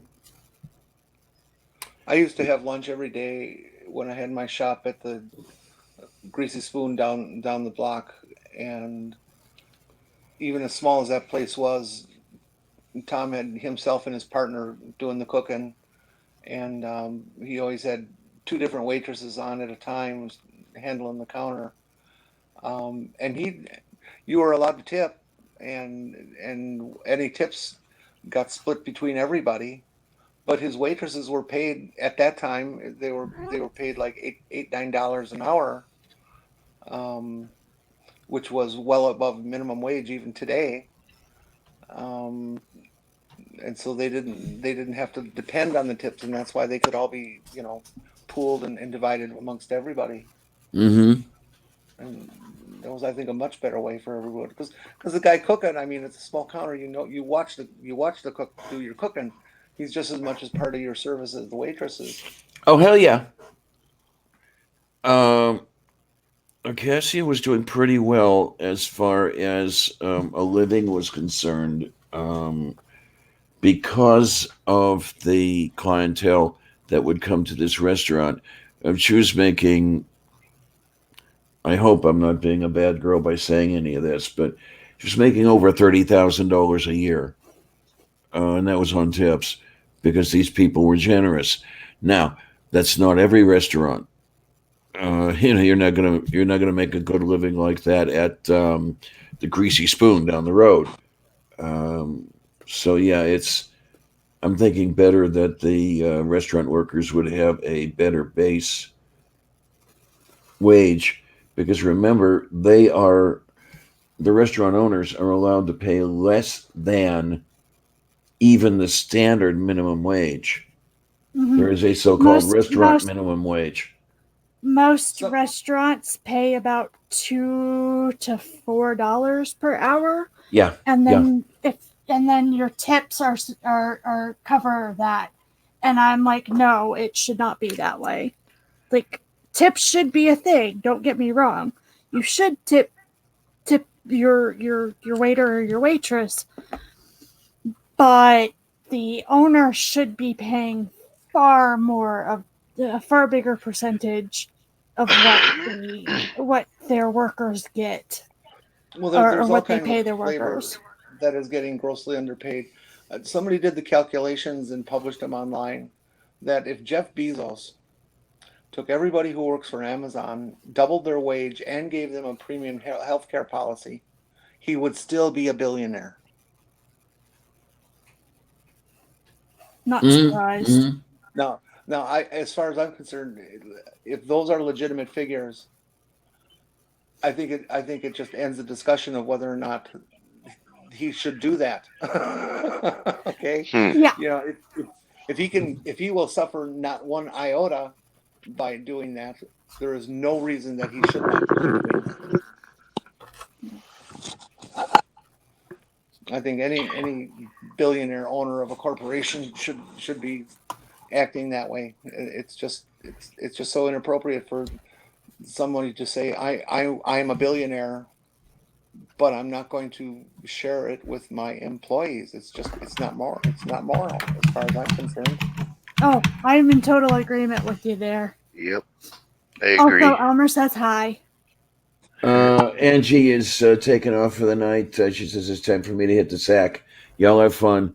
Good Night, night, night, Angie Angie. dear. Be good. Have Good night, fun. Angie. Good night. And there's Elmer. Hi, Elmer. Yay! Oh, I was like, who's Elmer? Elmer the cat. Oh, I'm sorry. It's my kitty. He is mad at me because I am not snuggling with him right now. I'll tell you, every time I hear you talk about Elmer, I'm thinking of Fudd. The Borden mascot, Elmer the cow. They had Elsie and Elmer, which is Oh where you get no. Elmer's glue. That was from the name of their mascot. I didn't know that. No, the owners who had him before named all of their pets after cartoon characters. Fudd. And Okay. when I wake up in the morning, it looks like Elmer smiling at me the same way that Elmer Fudd smiles. Elmer and Elsie came from the Borden Dairy Company, Yes. Yes.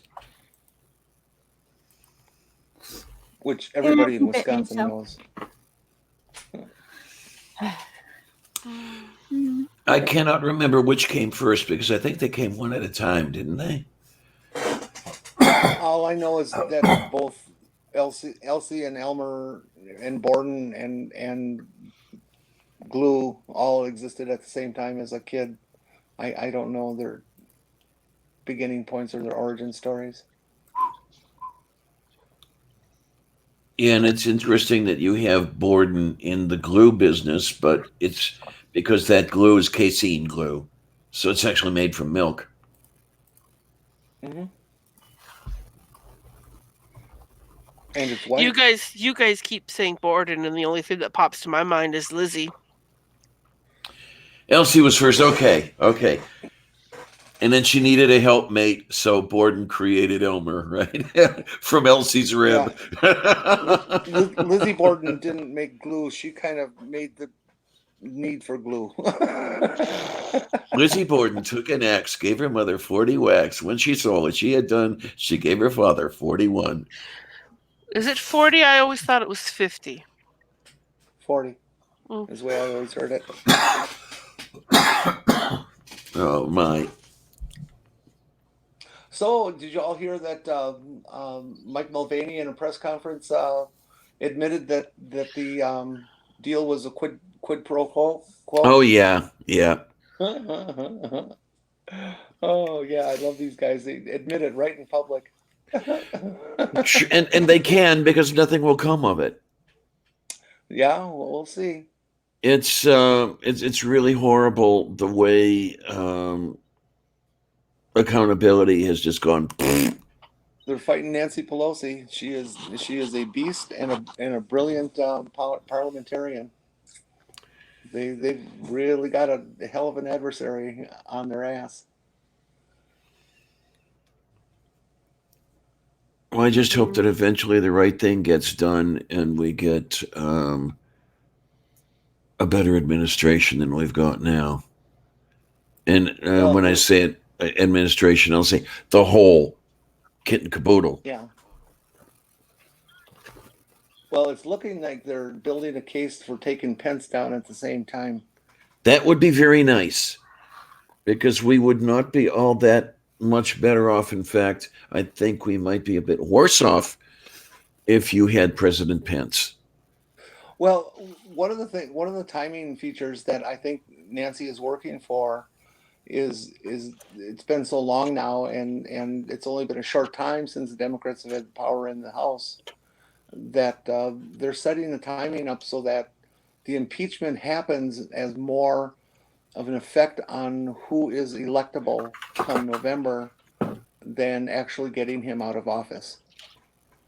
I don't think getting him out of office is going to happen, but it certainly can damage him so badly that people will just not vote for him, except his core group of yeah, but that's bad enough, because he's got that core of followers who think he's fucking God.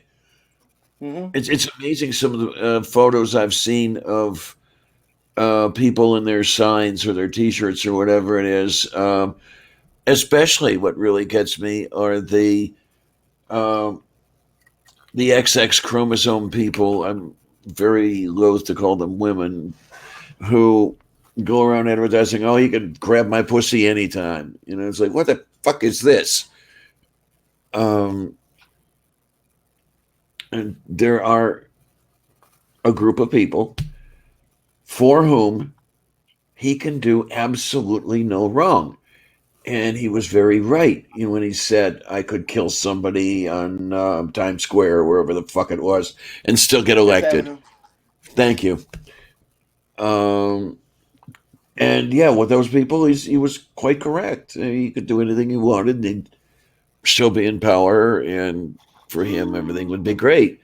What I'm waiting for, and I'm not waiting for it with joy, is what the fight's going to be like. Because remember, when he's out of office, he's indictable. Whoever, even if he's impeached, even if he's taken out of office, whoever replaces him is going to pardon him. And this is exactly why. Well, yeah, but she's not. How far away from she is the presidency? I mean, if we go, she's third in line. She's after Pence. Oh, okay, never mind then. Yeah, if we can get both of them out, which of course probably wouldn't happen, you would then have President Pelosi. Honestly, if we were to get Trump out, which again I don't think is likely, I'm pretty sure Pence will go down with them, because Trump will make sure of it, because he's like, nope. If I go down, you're going down with me. Which I find kind of absolutely hilarious. over the last few days is all of these people that Trump has so badly disparaged, like General Mattis, are now coming out and talking. Yeah, but And why now? Why not previously? I mean, because the time seriously. is right. Because the time is right. You think of it like a symphony. You have to establish all your music in the field before you can bring the crescendo. Um, and politics are a lot like that. You have to build the field of accusations and feelings and disgust before you can really drop the bombs. Because if you drop the bombs too soon, people forget about them. Remember that we're dealing with the American public and the short-term thinking. Unfortunately, yeah. Hmm. And Nancy Pelosi has got her finger on that. She understands that. Have you guys And seen that picture that Trump himself tweeted out Oh, yeah, that with one. mm-hmm. Oh, she was commanding the room. Oh, yeah. Yeah. And he did not look at all Oh, he was not pleased. pleased. No. And yeah, everyone else everybody in the else in that room meeting kind of looked a is little bit standing with ashamed. Pelosi and saying that Trump is the one who lost it. I would love to hear a tape recording from that meeting. We just let it be a fly on the wall for that one. Yeah.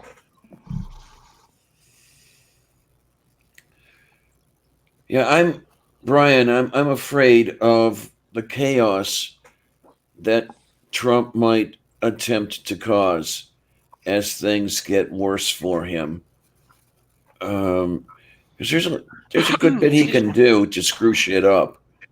I don't know if anybody who would have to enforce anything would comply with him. One could hope not. Um, but it's touch and go at this point.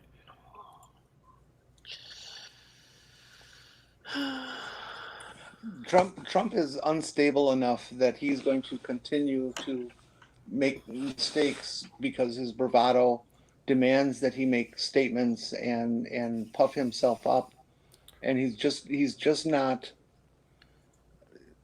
sophisticated enough politically to know when to shut the fuck up, which is one of the greatest skills in politics, is knowing when not to say anything. Yeah, you And got he that does right. not know that. He makes his decisions based on his ego. Wow, poor Bub.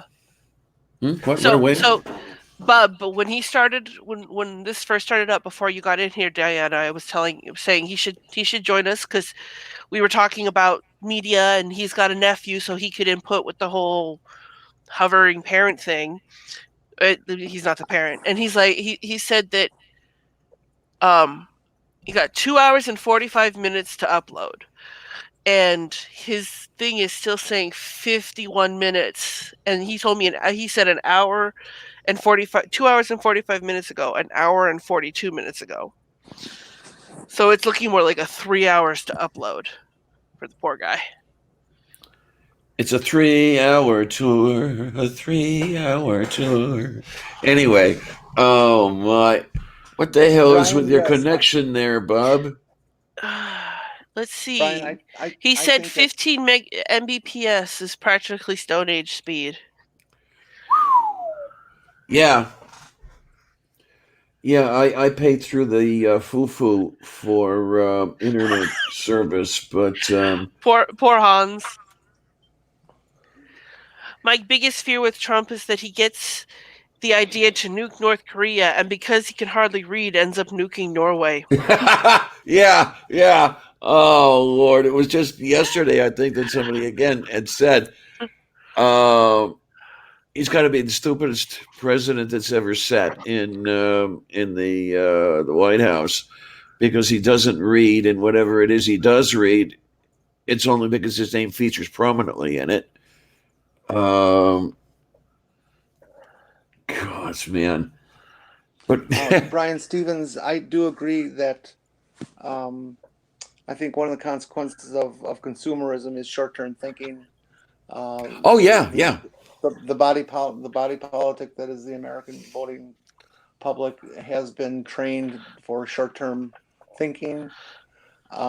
Business schools teach the next quarter. They don't teach 5-year, 10-year plans. I think our entire society is based on instant gratification, and that satisfaction is what you own, not what the future brings. Mm-hmm. Nobody is thinking about their grandchildren and their survival. Not Right. in any of the rich people though.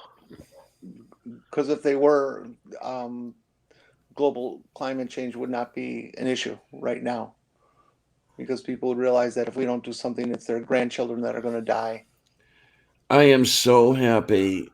And yeah, I'm patting myself on the back Oh, here. excuse me. I'm so happy that I do not have grandkids, will not have grandkids, um, because for the young, I fear for them. I really do. With what we've left for them, I don't One of know the if they're going to be able to make it. one of the books, Brian, that has been one of my Bibles through life, is way back in, oh God, I think it was freshman or sophomore year. I read the book titled "The Power Elite" by C. Wright Mills, and it discusses the dynamic that goes on with someone as they move through the political system, in various offices, and how as they move into a different level that they become an indoctrinated cog in that machine, thereby causing a system that is fixed within its own reality to continue on in the fashion that it has, to continue its own status quo, and that it's only through the miracle of people like a Bernie Sanders who can come in and hold true to his ideals, that could ever really shake up the system. But as we know in our system, that's not going to happen because the two-party system is designed to feed what the parties want, not what the people want. Mhm. As we saw in 2016 when Bernie should have gotten the nomination. It's shaping up to happen again with Biden. Um, Except I'm praying that if they do decide to go with a Biden, that they put at least one of the people who are, um, popular and vote winning now, like Elizabeth Warren as vice president, um, to help guarantee the victory, because the victory is the only thing that matters. I don't care if it's Biden or Bernie or Tulsi Gabbard or even Tom Steyer. Whoever wins has got to win against Trump. Getting Trump out of office is the only thing that matters. Whoever that person is does not matter. Getting Trump out is what matters. And He is the danger. there are quite He is the contaminant, and he is what must go. and Period. there are quite a few people that don't quite see it that way. There are quite a few people I've talked to who say that they are willing to burn it all down if they don't get their preferred person. Um, Well, and those are well, people who are they've shown influencing that what's they'll going on. do it. Back in 2016, Yep. so many people stayed home. Yeah, it's not that Stein took votes or what was his name? Gary, what the fuck was the libertarian's name? Um, they didn't take the votes. It's the people who stayed home that swung the election to Trump. Um, Well, not entirely. If you look at Ohio and Wisconsin, the two states that really turned it for Trump, both those states had extremely, um, effective voter suppression, and that more than anything is what swayed the votes, especially Wisconsin. I can speak for because I'm from Wisconsin, and, that was my first election not in Wisconsin, and but I paid attention to it and still had all my contacts from when I was, and it was clearly the voter suppression that made the difference in the Wisconsin vote and got Trump the numbers that he needed for the electoral votes. So guys, there's actually a question that has been asked, and I wanted to bring it up. And Brian asks, "Do you guys think American short-term thinking is a consequence of consumerism?" We've been talking about that. Oh, I zoned out for a minute. I didn't Okay, yeah, realize. we did start talking about it. That's when Jen brought up C. Wright Mills. Gotcha, gotcha. I zoned out. I was reading something else for a couple of minutes and totally Okay. lost the conversation. Americans for at least 2 generations now have perceived their comfort and the success of our government as being how many televisions they own, how many SUVs they own, and how many square foot is their house. Yeah. And that it has nothing to do with future think and their children and their grandchildren. Mm-hmm. And so it is absolutely their consumerism and their materialism. I mean, one of the biggest industries in America right now is storage buildings. Um, there are so many people with so much crap that they have to move it out of their house and into a storage facility. They don't get rid of the crap. They just spread it out further and spend more money on keeping crap that they don't need. I hate to say it. My brother and sister-in-law are in that business. They have 3 storage building properties that are always full. They're making money hand over fist just by having a building that you can put junk in. And you should see the junk that people store. It's shocking. The I hate weight. to say it, but I would probably be like that had I the cash to rent storage space. Now I'm going to say that what HUD allows us is criminal. Um, it would be nice to have just a few more square feet. I mean, I'm living in 512 square feet right now. Maybe about 600 square feet might not be a bad thing to have. Um, but yeah, what I would if I could have. Oh God, that would be horrible. Um, I was looking at living in a 10-room house before I came into HUD housing, but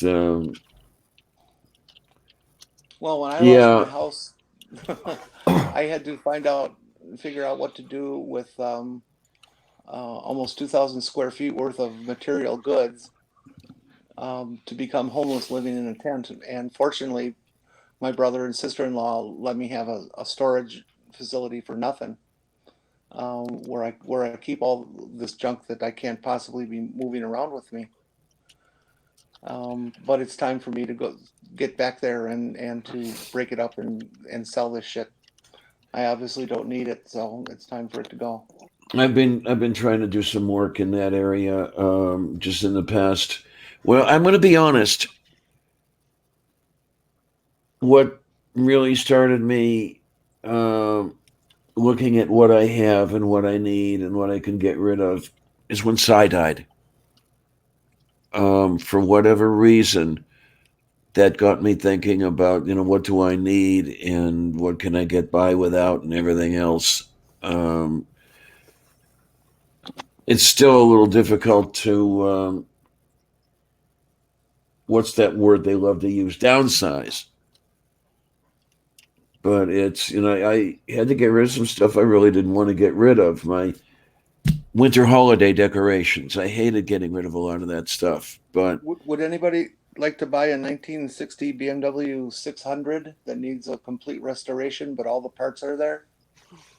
I'll let you have it for $3,000. the problem is having the $3,000, and not only having the $3,000, whatever the insurance is going to cost and the restoration cost and all that stuff. No, I don't have that quite at the Well, the moment. restoration will probably run you about $20,000 to $30,000. Yep, I don't have that. I don't even. I make what? Well, not. I don't make. I receive what $13,000 a year, and I tell you that doesn't go very far. No, it doesn't. Oh shit. Oh my. It's but what do you do? It's charity is never enough and it's always grudgingly given. And unfortunately, I, like many here in the US, subsist on charity. Um, and I include Social Security disability in the charity, at least as far as I'm concerned. Um, Well, I it's would, not because you paid into that system, and that system is now paying back to you because you're disabled. Me, I get my Social Security because it's my Social Security retirement, but it's the same thing. I paid into that. That's my money. It's not charity. well, that's what I a lot earned of it. people. That's what a lot of people think. And the unfortunate thing is that Social Security was never a savings account for anyone. When it was instituted, the people who were working were paying into the Social Security system such that the Social Security system could pay the recipients who were recipients at that time on the on the expectation that the people paying in would later receive from the next generation of wage earners. It was always a pay ahead, and I can see, I don't agree, but I can understand where some people call Social Security a Ponzi scheme. It is not that at all, but I can see why they think it is because of the paying forward. Um, so when I look at myself being in a precarious position because I'm subsisting on the generosity of those paying into the Social Security system, and especially in the case of Social Security disability, that's precarious um, because that can be taken at any time.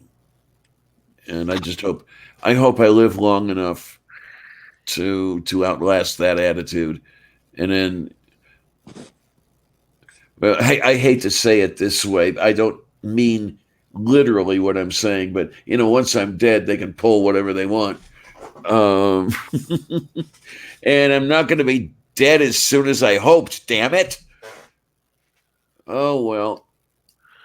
I'm selfish. Haha, we get to keep you, Diana. You'll get tired of me. No. Trust me, if I was going to, I would have by now.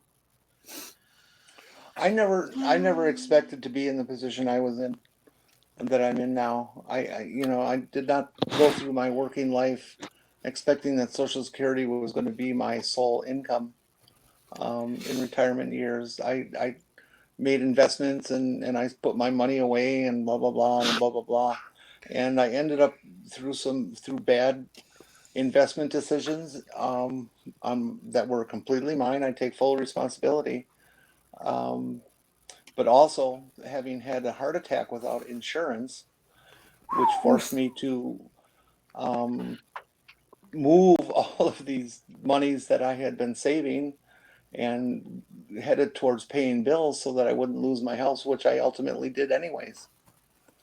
And so I ended up with zero um, Yeah, and that's a really in unfortunate the end. thing with the way you end up going bankrupt for medical bills, which I believe here in the U.S. that's the most common reason for bankruptcy, is it not? Yes, Medical it debt. is. Mm-hmm. Yep. Because I'm going to do a And show on and you this. and you know what? You know what? See the most shocking statistic about that? Like three-fourths of the people who go bankrupt from medical bills already have health insurance, Yes. and they still go bankrupt because of medical bills. Yeah. And that's what's wrong with our system. I'm going to have to do well, I do want to do a video on this. I just have to get around to actually doing it. I got the itemized charges for the biopsy that I had had a month ago. Um, Maybe about a week and a half ago, I got the itemized charges and everything for the procedure, which wasn't all that time consuming or anything. I think it took an hour, perhaps, for them to stick the needles in my back and take pieces of my kidney, and I don't know what they had to go through to look for them. I mean, look at those pieces and make a determination of what was going on. But okay, that stuff, the bill, the cash that one would have had to have paid was $13,000. It was just a few dollars more than what I would receive in a year. And it's a hell of a lot for a procedure. Especially for a procedure that isn't, brain surgery or anything like that. For Christ's sake, the cash cost of the procedure that I had was more, by a pretty good margin, than the cost of the entire month I spent in the hospital in 1976. Because I do remember that the per diem, for the room, the hospital room, that was $5,000 total for the month. The surgery was just short of $1,000. Okay, this is the guy going in there and sawing my skull open and fooling around in there, and that was $1,000. Those of you who keep in touch with the saga of Diana and Kate on my after shows will have heard her describe her brain surgery as $300,000. This was just recently. It was a year ago. So medical costs have gone, and I don't know. My bill for my heart attack came out to just under $200,000. Now, if I may, when was this? 2008. Okay. So, yeah, the costs weren't quite where they are now, but they were pretty much up there across the board. Yeah, I really feel for somebody like, let's say Artie, who's had, 3 heart attacks already? And I wonder if he's through paying for the first one after he's had his third. And I'm not looking forward to my future medical costs, because with the particular medical costs that I've had, it's because of a condition that's going to cause me problems into the future. And I can't wait to see what they're going to want me to pay. And this is one of the reasons I say I would rather, I know you guys don't like to hear this, I would rather die than go through that shit. Well, that was the thing. I was sat in that emergency department, and when the doctor said that I had a heart attack and stents aren't going to do the job, we have to do a triple bypass, I told him, let me die. I can't pay the bill. Yeah. And they wouldn't. Yeah. And right there, I'm going to say, is where the case ought to be, that they say, we're not going to let you die in a... Okay, so in other words, you're saying that you're taking the bill on yourself, or your hospital is taking the bill on. If they're going to take the procedure out of your hands, take the payment out of your hands as well. Well, that's what I said. I said, look, I won't sign the paper for treatment. And I said, that's my right. And he says, yeah, and we'll just wait till you go unconscious, and we'll do it anyways then. Yep. Because we can't let you die. Yeah. It's fixable. And they would be up on charges if they did. So. Well, there's the other damn thing. I have to train my doctor yet. I just got a new general practitioner. The doctor I had for 10 years retired at the end of June. So now I've really got to watch what the hell I say. Because when Marty was my doctor, and we'd be talking about various things. And look, I can't afford this, so I'd rather die than be saddled with this. With this new one, the next thing I hear is, "Oh, am I going to have to 302 you?"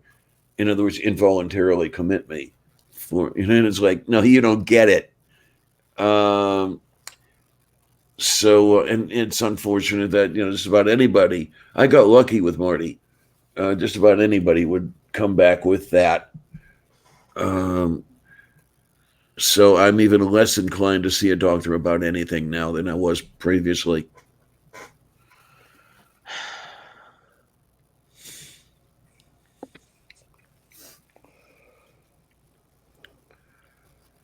Hans, I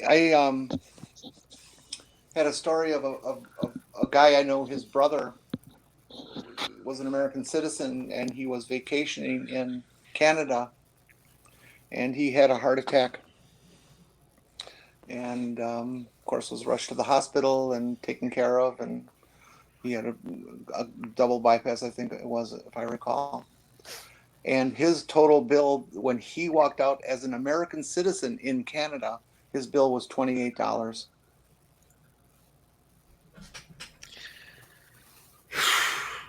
Wow. That's amazing.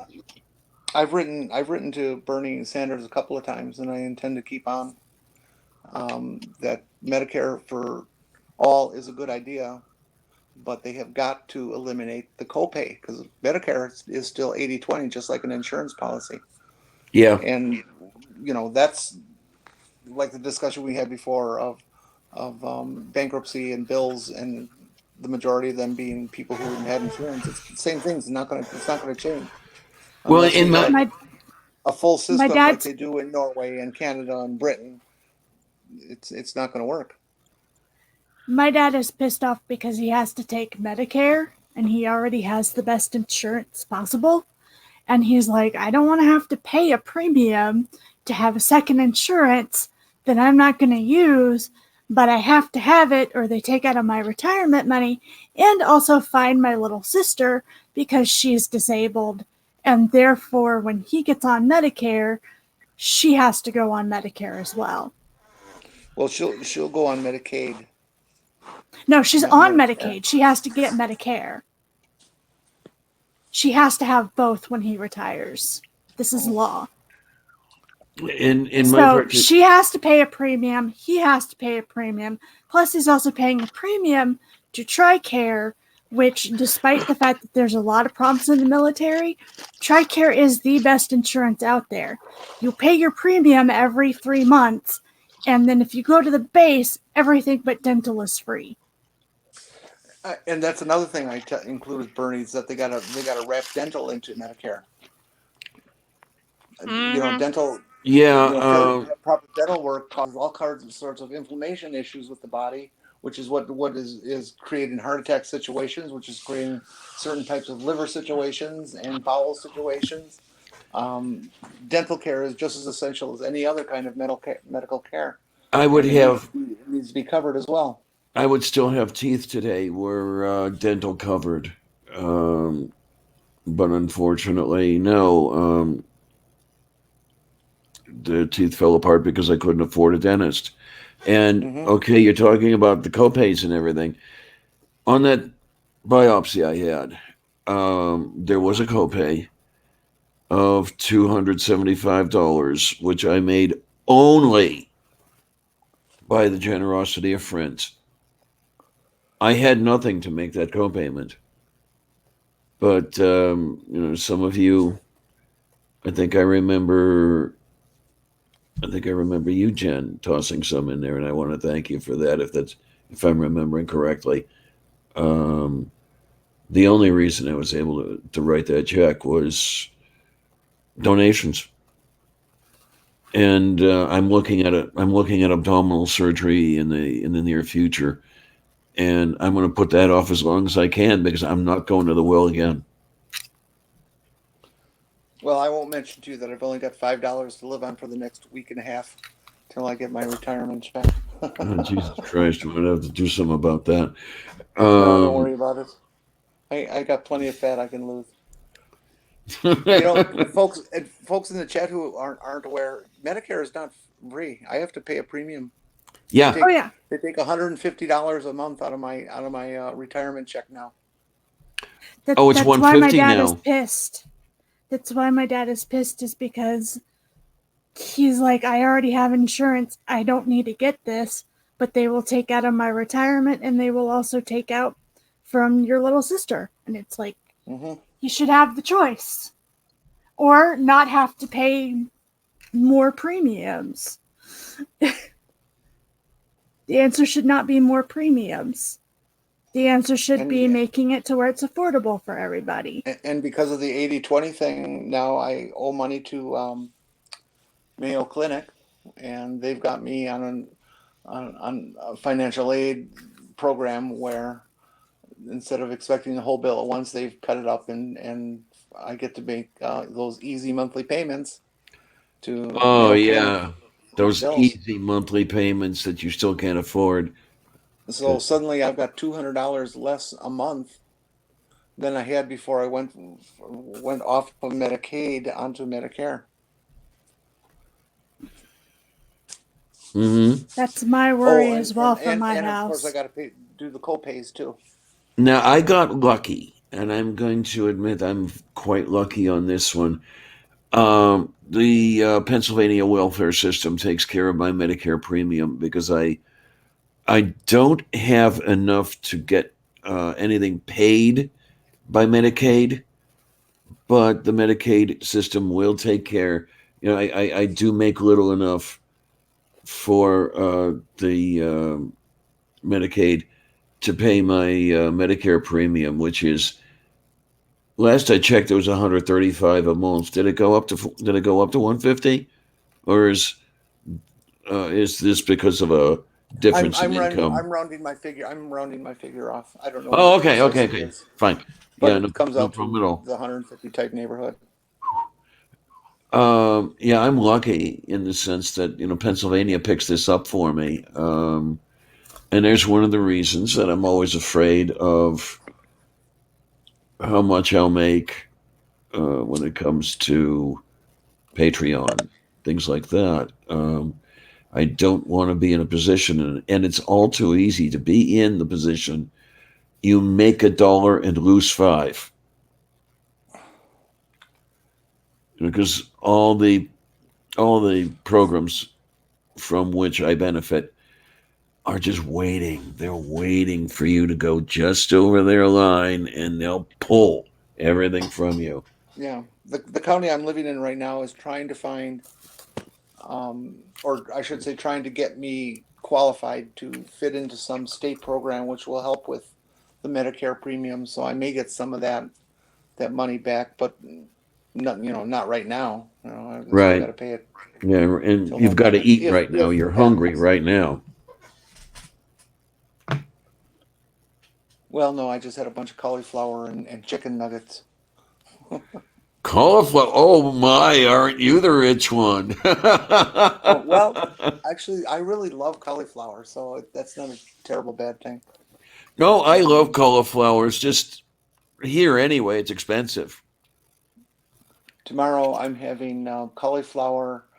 You take about 50/50 ratio of cauliflower to potatoes, and you mash them all together. I have never had mashed cauliflower. I don't know whether I like it or not. You mix it with potatoes, and the potatoes taste better, and you're still getting the benefits of fiber from the cauliflower. Um, it's not such a bad combo. Because I've the I've way, had that. I've had that before. That's really good. okay, the way The I like my cauliflower and potatoes. Oh, it's great. cauliflower is lightly steamed. Yeah. I'll throw an entire head in the pot, with there's the little whatever you want to call it that just holds it out of the water, and then you'll steam it for a little bit and then throw it on the plate. I'll sit there and eat the whole damn head. But anymore, it's like you pay $4 for a head of cauliflower. And So just get some block cheese and grind it up a little bit and mash the cauliflower and throw the cheese on it. Mm-hmm. And I Well, just started to fortunately, say, "Oh my goodness, Doc has a voice. I don't know. haven't heard him in an hour." I don't know what veggie prices and stuff are in other parts, but here in Wisconsin, Minnesota area, Wisconsin raises a lot of potatoes. Certainly nothing like Idaho, but they're also potatoes. They're the Wisconsin russets and the little red potatoes and things like that. And so Oh, yummy. we can get those pretty fucking cheap around here.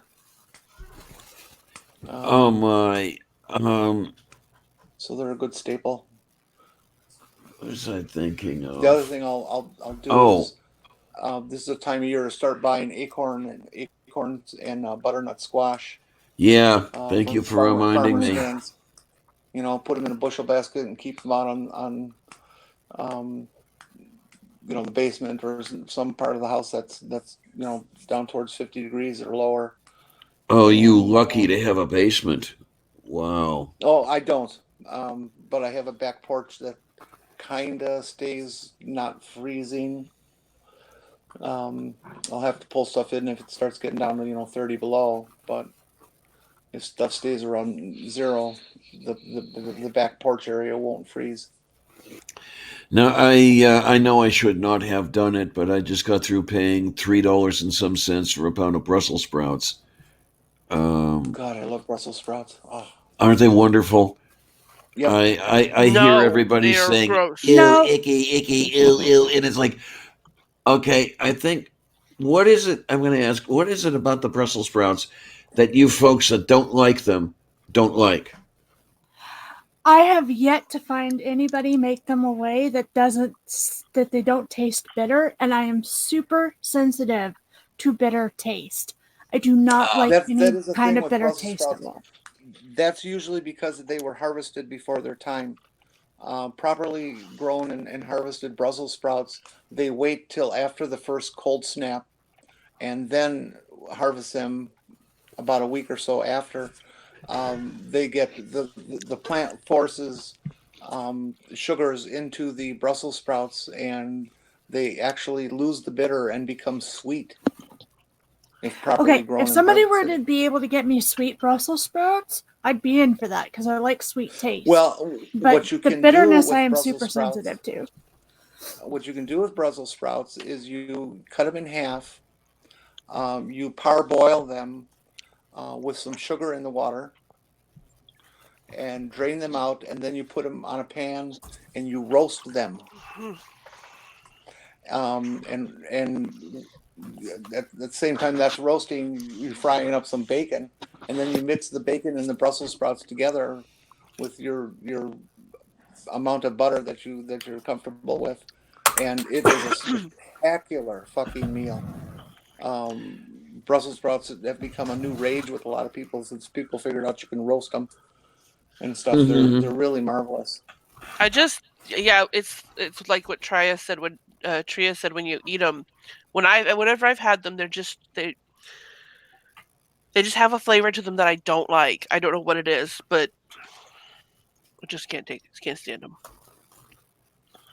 Now I'm The weird. other, I do like bitter, so I loved the flavor of the tonic water way back when you got decent tonic water that wasn't all full of what is that shit called high fructose corn syrup. Mm. Um, so I could take the Brussels sprouts no matter when you harvested them. But yeah, Jen's got it. You wait until the cold snap, and then they're But either see, less bitter or not bitter at all. the problem with that suggestion is that there has to be somebody who will eat them bitter in case it doesn't work for the person that won't eat them. well, Like your yeah, suggestion yeah. would be great if I could get them for free and not have to pay for them, only to throw them in the trash 10 minutes after I'm done cooking them because they're gross and I don't like them. you know. Well, the Well, other problem with that is that you've got to try grow this them. sometime. Buy a bag of frozen Brussels sprouts Mhm. and cook them up in a boiling situation, not a steaming or microwave, but a Mhm. boiling situation with some sugar added to the water. Well, but see, And that's what I'm saying. Like if I did that and I still didn't like them, it would go to waste because it's just me and my I boyfriend. I almost guarantee that you will like them. It it just does the trick against the bitter. Mhm. It's like when you take eggplant and you salt it and let Mhm. the salt extract the moisture and stuff like that. It brings out most of the bitterness too. I don't have a problem with And suddenly eggplant. suddenly eggplant's much nicer. I Oh, see. I I hate just bitter buy in beer. Japanese eggplant. I yeah, just I buy was just But Japanese thinking it eggplant. might be just Japanese eggplant that I've had and that I like. I mean, Because Well, there's Japanese I very eggplant doesn't have the bitterness. Also, the skin is a lot softer as well. that is the interesting thing about aubergines is that the skin is just like I don't know, almost like a rubber coating. Yeah. I mean, Um, there's only probably maybe 3 vegetables that I can think of that I will not eat. There's Brussels sprouts, lima beans. Um, I can't think of anything else right at the moment. I know there's a third one. I you just just can't think named of its name. you just named two of my favorites. I don't I like love those lima 2. beans. I can't do One of lima the beans. One of my Bitter. favorite veggies is cabbage, boiled cabbage. oh yeah. Oh, Well, it's so wonderful. any brassica, I will fall all over myself to get to. See, I used to not be a fan of not Brussels sprouts, cabbage. Not terribly much, especially cooked. I like raw cabbage, like in coleslaw. Fine. Okay, fine. But for the longest time, I didn't like it cooked because the only time we ever had it cooked was when we were having corned beef and cabbage, and I Hmm. didn't Oh, like I corned love. beef and cabbage. But now somebody in my family has the somebody else in my family is cooking it now, and they're doing something that makes me able to eat it. And I think it's they're not seasoning it quite as hard as my aunt used to. Because there's 2 things that my aunt used to make that I could not eat was her corned beef and cabbage and her turkey stuffing because she put so much sage in that turkey stuffing. I couldn't eat it. It was just yeah, I couldn't stomach it. But now that Oh, but now okay. that now my sister is doing the cooking and she's basically following my aunt's recipes, but she's made some tweaks to them. Her corned beef and cabbage is no longer as I think it's no longer as peppery and her stuffing is no longer as sagey. And so now I can eat both of them just fine. Just recently, I threw caution to the wind and I bought a cut of brisket. And screw the cost. I wanted it, and I bought it, and I ate it. And I had not had a Reuben in oh god ages, and it was just so nice to have a Reuben sandwich. But I love Ew. corned beef. God, I love corned beef. Oh, So I just you googled can this make your thing own that corned Hans beef. is talking about here. Okay, I just put this. what you got on that thing for you? Is it the one that's going off the top? It's just thrown I've got it on the screen. It's kind of weird. It's seems it always someone that loves food, but no one else like. Wow, I'm sorry. I'm not sure if I'm like you find even folks that love that thing. Surströmming. Yeah, it Am I says am I crazy saying that right, Swedes, Hans? Surströmming. and I just Is googled that what it. I? Is that It's what I think it is? a lightly salted fermented Baltic sea herring. Yeah. Okay, that is what I thought it was. Actually, I've heard of it before because I read this webcomic called Scandinavia versus the World. And it's this cute little comic that like it's the different Scandinavian countries as people. So like we have Sweden and we have sister Sweden and sometimes there's talk about food and stuff and some of the foods that they discuss I'm just like ah, like you're going to be sick. I don't know if I could. I don't know if I could eat surströmming. No lutefisk, no lutefisk ever. Get out. You can't be in here anymore. What? Dora mentioned lutefisk. Oh, Wait a minute. I don't know if I remember this one. What, lutefisk? Yeah. Not I'm worth zoning mentioning. out. Love y'all. You going away? No, I said I'm zoning out. Like I'm here, but Here we go. Here's I a am here's not. a. Wait, where's this chat? Lutefisk is basically cod preserved in turpentine.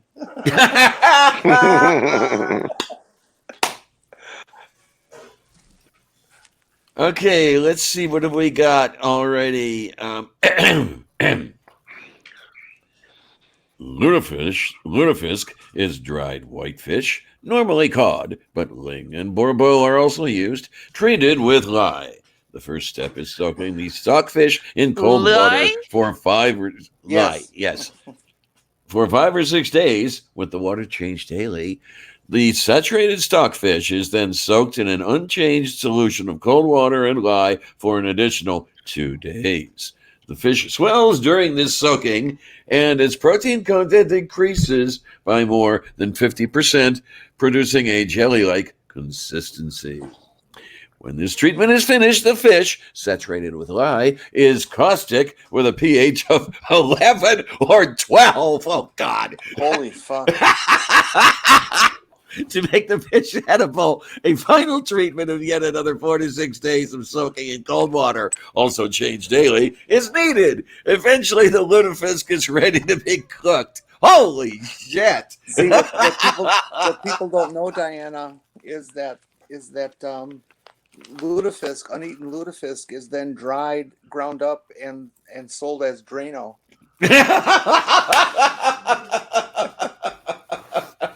Oh Lord! I Oh did. man! Yeah, I mean, as soon as somebody says, soaked in lye, well, that's no big deal if you've ever eaten grits. But Wait, why? it's What? Grits are treated in lye grits. also. That's corn soaked in a lye solution and then ground. I knew there was a reason why I didn't like grits. Well, Hans, it's what is smaller hove? Am I saying that right? huh? What? Where are we? We're on YouTube. That's where we are. Okay, wait a minute. Smallerhof. What is this?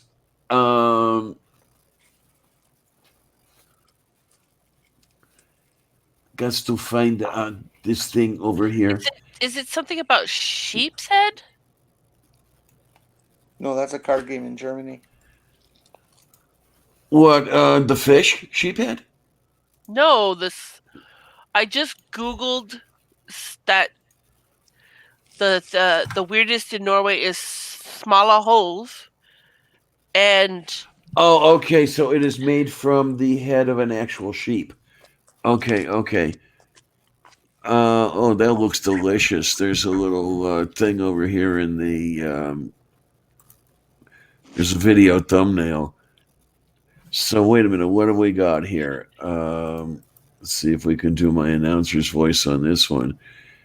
Western Norwegian traditional dish made from a sheep's head, originally eaten before Christmas.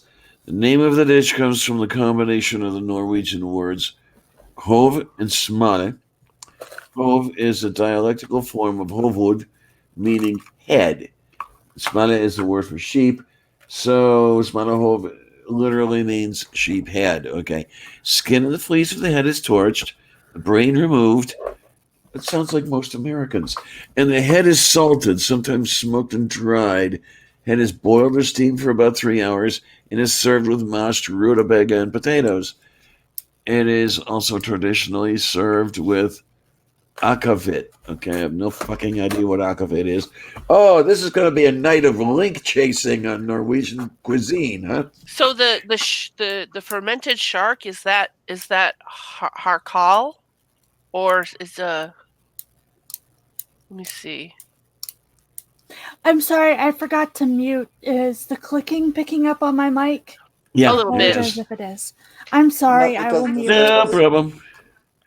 I'm sorry, I Originally, will mute. smalahov was typically eaten by the poor, Yeah, I could see why. No one else would. Oh God, man.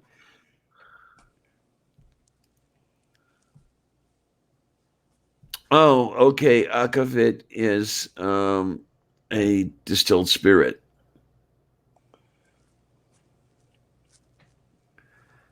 Distilled from grain and potatoes and is flavored with a variety of herbs. Flavored vodka.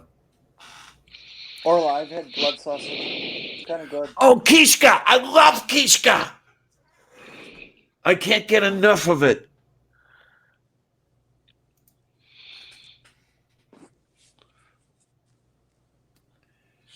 Oh, yeah, Kishka is wonderful. And you do not even know that the sausage is made with blood.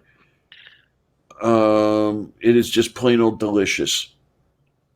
Blood and tongue sausage is what we always had. Tongue is very good. Oh, tongue is delicious. The problem is that I can't get it for anything I can afford. In my Yeah, neighborhood, it runs. it used to be the some of the cheapest stuff in the meat market. Yeah, and now it's Was about $8 a pound. yeah, yeah. Now, heart is still Um, cheap unless it's. I used to get beef heart back when I lived in the Homewood neighborhood. I could just get on my bike downtown into the area called the Strip District, which was basically the food district in Pittsburgh. Go to Strip District Meats, buy a 5 pound beef heart for $10, bicycle it back home, simmer it with herbs and onion, and I'd have heart sandwiches for the next week. It was beautiful. It's just not all that easy for me to get down to Strip District Meats anymore. Because, okay, I live in the middle of basically.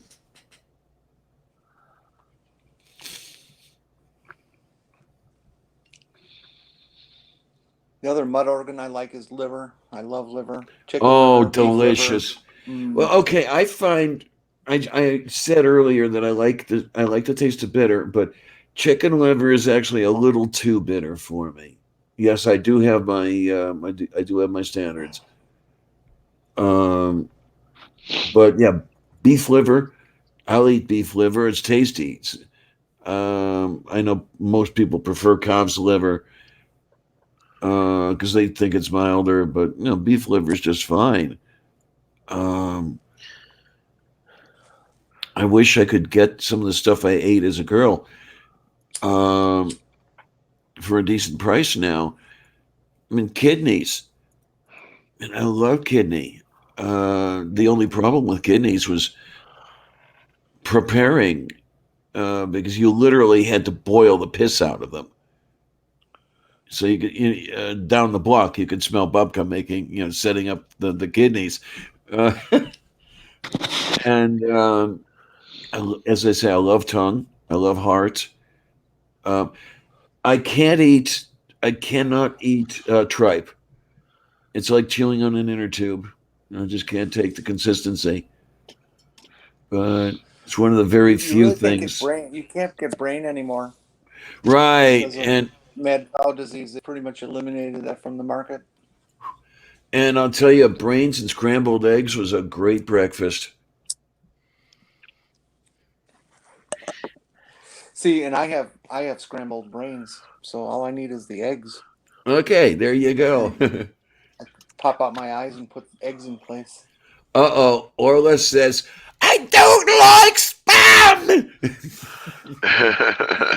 Spam, Ouch. spam, spam, spam, spam, spam, spam, spam. Well, I don't understand.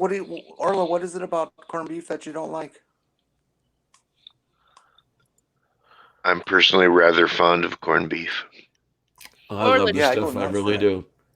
oh, hello. Oh, I'm looking at the wrong. Can you guys hear me? Can you No, guys hear me? I Oh, did not hear you asking if we can hear you. Orla, we've got room for one more if you'd like to come in and Come on join in, the hon. conversation.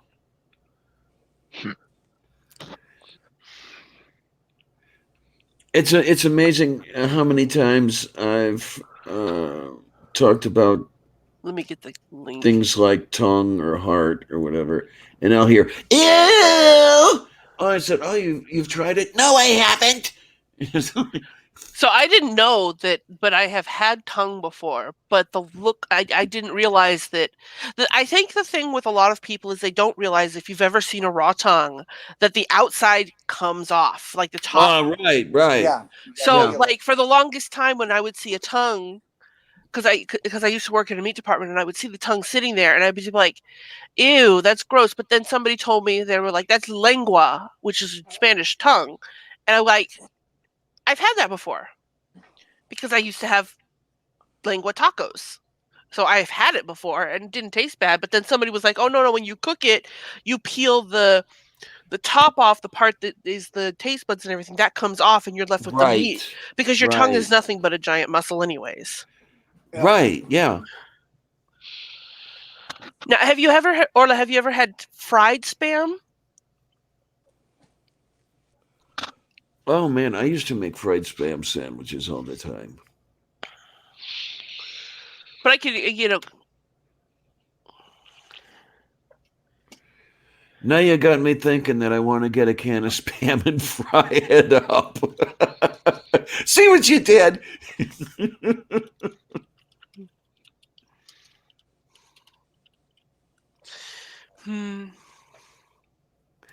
Yeah, I understand that Polynesians really like spam. Seems to be very popular in that neighborhood. Spam is amazingly popular around the world. Americans Spam and eggs. do it, but it's a very, very. Isn't it very salty? Isn't Yeah, it it very is. salty though? They do have a salt, lower Low salt sodium, yeah. version of it too, and I prefer that myself. Yeah, what's really good is spam, egg, spam with a light béarnaise sauce or whatever the fuck that is. My go-to thing when I want something cheap to eat is I've been calling it slop. Basically, I get a 30-cent packet of brown gravy and a pound of ground beef and then some rice or some potatoes. Okay. And I brown the ground beef. It's basically like shepherd's pie. You brown the ground beef and then make the gravy with the ground beef and pour it into the pot with the rice or over the mashed potatoes, and then you throw some corn on there and just mix it up. And I'm like, okay, we're having slop for dinner. But it don't look pretty.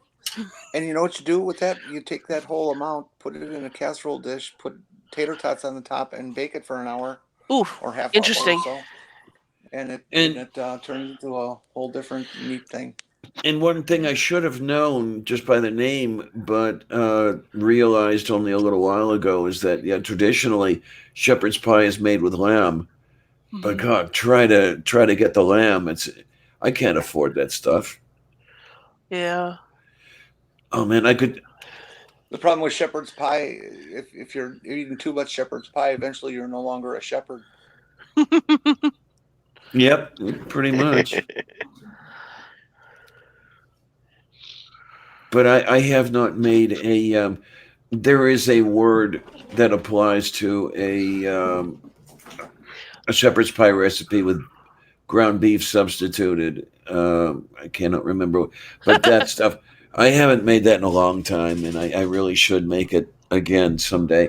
The only problem is I'll make the thing and I'll eat like half of it in one sitting, and I'm trying to lose weight. God damn it! I made chicken fettuccine alfredo today. Ooh. But it's just the dollar jar of Alfredo sauce and then frozen chicken chunks. Fry the chicken chunks up and then get that frozen broccoli that you can microwave in the bag. microwave it in the bag and then just dump it into everything and mix it all up, and there you go.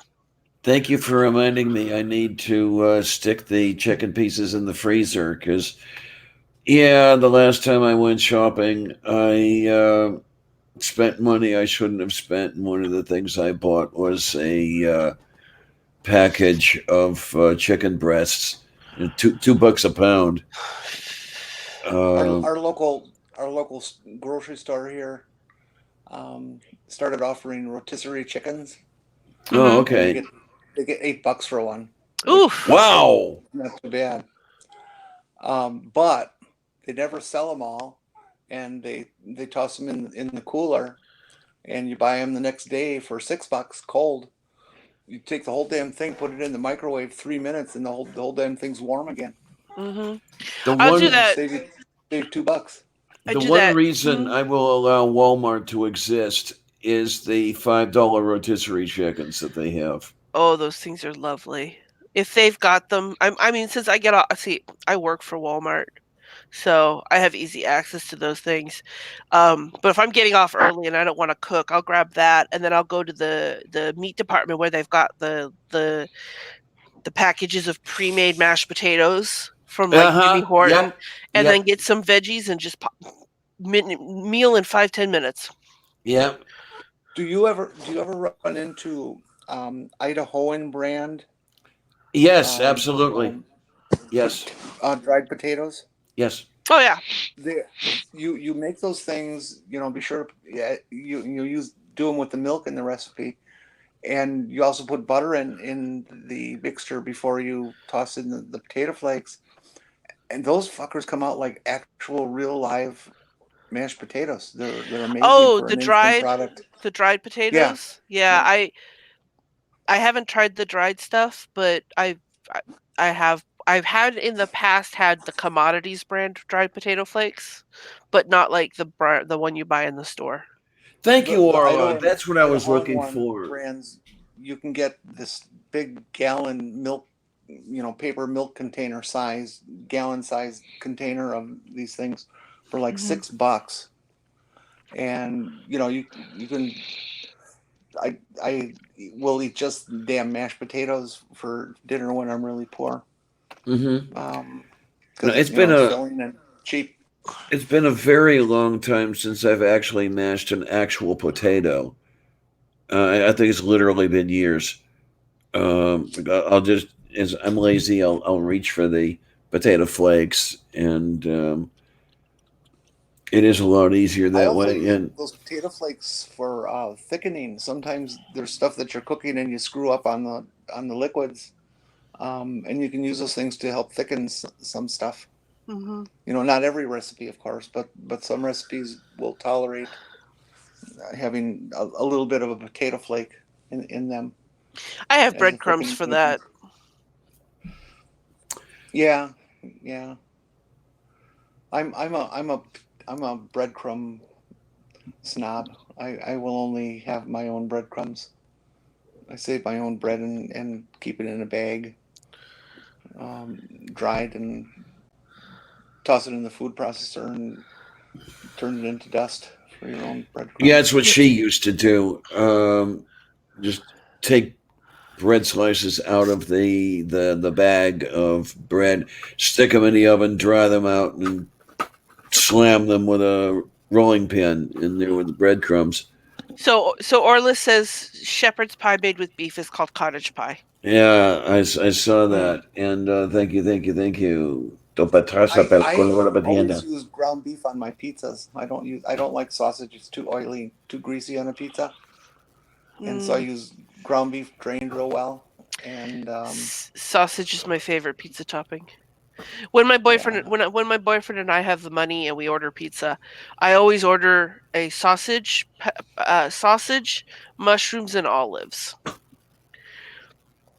And I order that mushrooms, specifically because my boyfriend does not like mushrooms or olives, so I know he won't eat my pizza. mushrooms, black olives, ground beef. That's my Oh, pizza. my I love my slow cooker, Dora. I have one. And Walmart sells this pre-made kit with like it's just a chunk of meat and it's the meat and the veggies and everything. I'll just pop it all in my slow cooker and go to bed. Wake up the next day to dinner. Oh, I've seen Do that. you do you Yeah. pre-brown your meats when you put them in? I don't, but I probably should. Well, mm, yeah, America's Test Kitchen says that that's the best way to do yeah, meats in a slow cooker is to brown yeah. them up first. Because if you Yep. brown them up, then well, as long as I end up cooking my roast in the slow cooker, um, it it doesn't get dry, if that's the concern. Well, my only issue is that it falls apart It really tastes easy. better. It tastes better if you sear it first. I can taste the difference. Like my Yeah, mom did there's not used to season stuff before she would throw it all in together. And that is the only thing I will change about her recipes. Because they were good, but she would not do things like season the meat. And there Do is you a ever cook? definite difference when you do it. Do you ever cook with browned butter? Yes, oh I'm yeah. Southern girl. Of course I cook You with get brown butter in a butter. pan going enough so that it starts to turn brown, burning, Hmm. and then You do that for cook it. squash. Do you use it for Yeah, squash? it So gives a good. nut-like flavor to Well, stuff. my cousin used to whine and cry. I can never get my zaparashka brown the way Babka did. And it's a Katha, you've got to brown the damn butter first. Jesus Christ, don't you know that? I would be worried that I'd end up burning the butter. It takes a few tries, but here's the thing. If you wait for a sale and you buy a little bit of extra butter so that you don't hurt yourself if you like mess up, you got to try a few batches of it because eventually you kind of get the timing of it, and you'll get it correct. Same with gravy. I'm still learning how to do gravy, but each batch comes out a little bit better.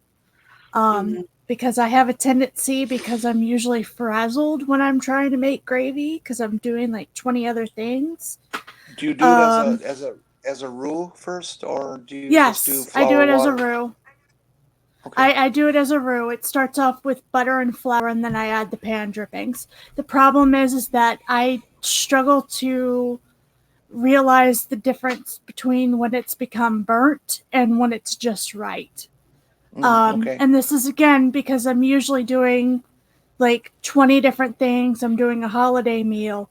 I really should sit down and like practice it a few times away from trying to do an entire Thanksgiving dinner or Christmas dinner completely by myself. Ugh. Which is Which not a reminds me, complaint. I I love doing thought. it. Yeah, that was Huh? Hey, the. have any of you guys seen that videotape that's been out in the news the last 2 days of the cop who saves a guy from getting splattered by a train? No. So some No. guy was where he shouldn't have been with his car, and he was passed out in his car. It was on the tracks. A cop comes along, and here's this crane barreling down on this truck, and this guy is passed out in the truck, and he has to climb up this embankment that's at least as tall as he is, almost a vertical climb. Gets the guy out of the truck and starts to go down the embankment as the train hits the truck. I mean, it was like a millisecond before they both would have been killed, and this cop saves this guy's life. It was just it's a poor quality video, but it's fucking scary as all hell. It's just amazing that the cop did it.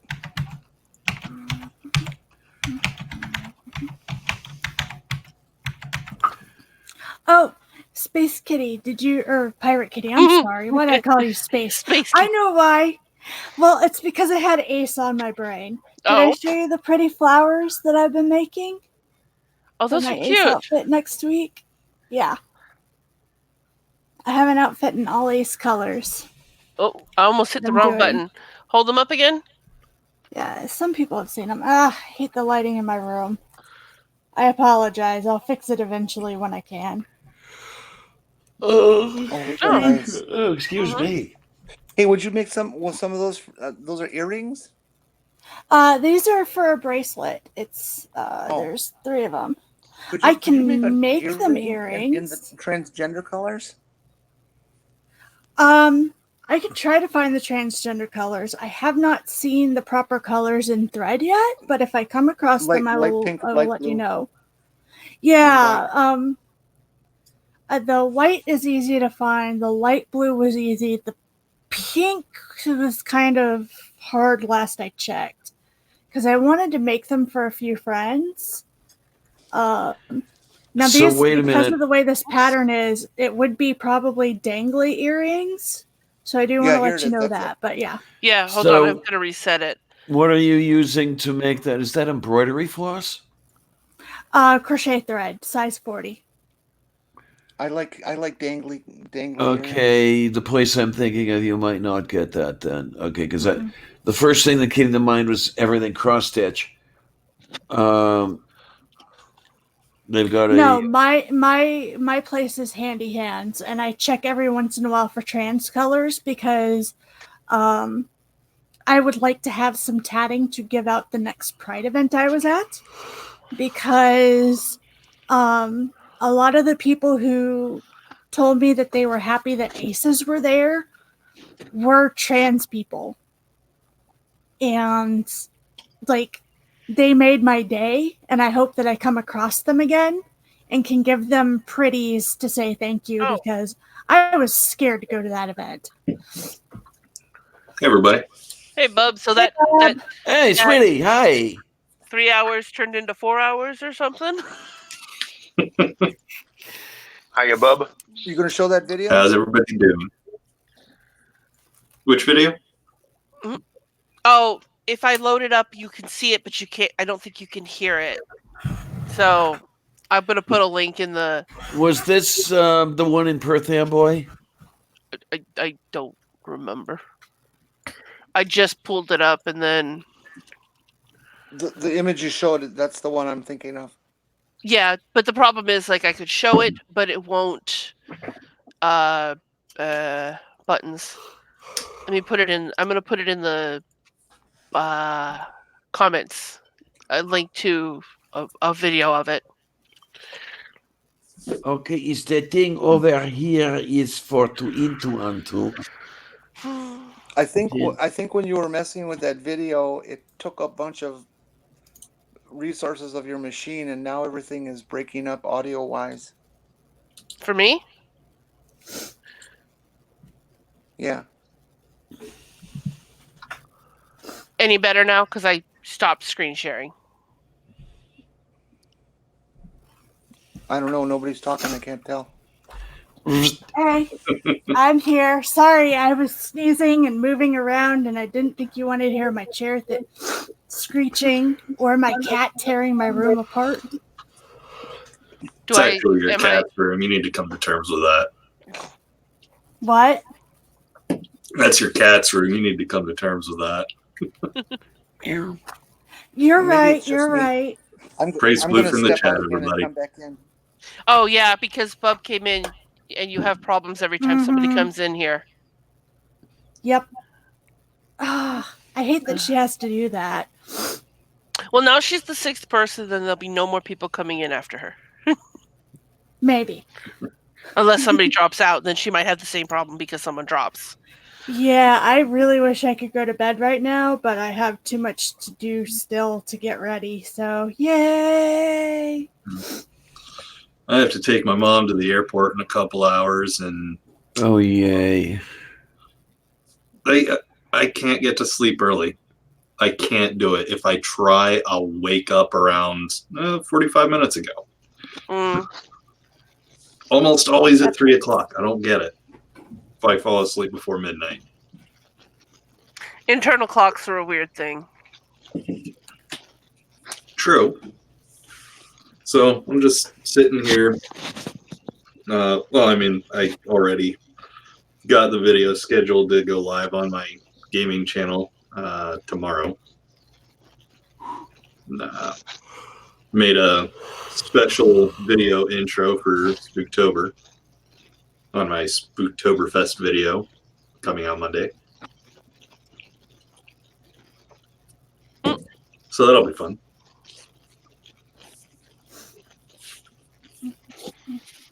So what else you got going on? Tomorrow I've got my criticisms of the Catholic Church for the month premiering. Yeah, But you never run out of those, man.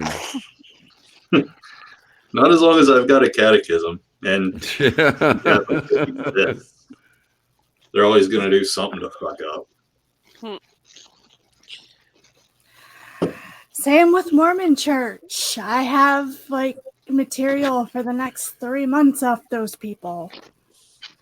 Hey, try Yeah. your camera position is much better now. When you're a little further away from the camera, like you just were before you moved. It's a much better cropping and everything. Your lighting is better and everything. Okay, well, that helps. Thanks. That's what I've got I'll to do is scooch work back on in the a minute. lighting. It's easier to scooch forward with a needle in my hand than it is backwards. I don't want to stab myself. Although Yeah. I probably will any minute now. Oh, come on. We want to see some blood. I am not bleeding on this goddamn project. I've been on this project for a year. Oh, No that's a blood. lot of effort. I do one of two things. I either go like half-assed, or I go, holy shit, what the fuck was I thinking? Why did I do this to myself? I'll be There's right no back. between. Okay. There's no Oh, my. between. The dragon y'all saw me playing with earlier, that dragon alone took me 40 hours-ish, I think. Ooh. Somewhere Damn. between 25 and 40. Yeah. Oh. Yeah, like I said, there's when I go project crazy, I really jump in. I wish I had Had- nothing. Don't you know by now? Of course we're talkers. We never shut up. We just have to find something to talk about now. Yes, they're talkers. What are we, code talkers? Is that it? Okay, so I don't Nope. know what's going to happen here. Objectively, Dan got back to me. Says we can go today if I want for guest hosting on his show, but the way he was talking, it sounds like that would be kind of quick for him. If he wanted to wait until next week, that's fine, but he hasn't got back to me yet. So we'll see what happens. If he wants to go today, I can go today. That's no problem. You and what sleep, Diana? Oh, wait, never mind. You never sleep. Yeah. Actually, I was asleep all freaking day today, and that's a horrible thing. I got absolutely nothing done that I wanted to do. I just spent the entire freaking day under the pedina, with the little one getting under the pedina with me. So you know it's getting cold. Yeah, mine doesn't care about hot or cold. He's like, you are mine, I'm going to snuggle. The end. No. Jack does something very similar with me. Oh my. Oh, I know. Pirate Kitty, you wanted me to kind of talk a little bit more about the book I got? Oh I was boy. talking about it right before we got on. We're gonna have a book report. Yeah. Oh boy. I got a shiny book. Yay. I'm gonna use it on my channel once I get through with it sometime eventually. Maybe before the end of the year. Possibly. Like I said, between Mormonism and Asexuality Awareness Week, I have videos until next year. But look at the pretty I got. Oh my. Asexual fairy tales. Hold on. There we go. I'm so excited for this. Like, I've only gotten like one story in. And yeah, so good.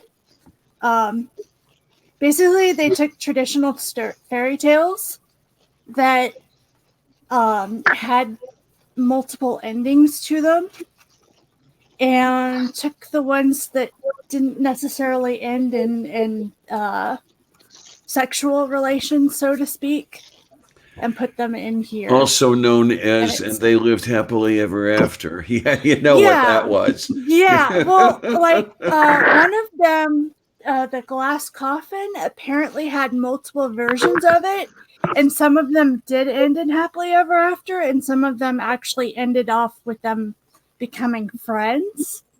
So, like, but that's as far as I've gotten in it, because I got it today. I had paid for it like ages ago, because this was one of those things where it's like you don't really have the money, but you gotta get Yeah, I it, know the feeling. kind of thing. So, And of course, they lived happily ever after really means he lived happily ever after, because Yeah, and then she was popping out kid after kid after kid from all his oh happily yeah, ever I after. know. I mean, I was talking more along the lines of, I saw a study that said like only 40% of women achieve orgasm with heterosexual sex. Well, orgasm is more like not he lived really happily ever a after. needed thing. So, but then again, I am sex repulsed. So, Well, I and mean, yeah, I was more going Yeah. for the men can't make women come most of the time joke. yeah. Well, you're making that joke to somebody who's like, doesn't really matter. I'll just tell him, come on over to the dark side. We have cookies. So, I mean, I think that part of the problem would be that a lot of men are not willing to give oral gratification, which is weird to me because I enjoy I know. Wait, there are men who. Okay. Yeah, a lot of men don't want to orally gratify female partners. I don't get it. They're weird. A little bit.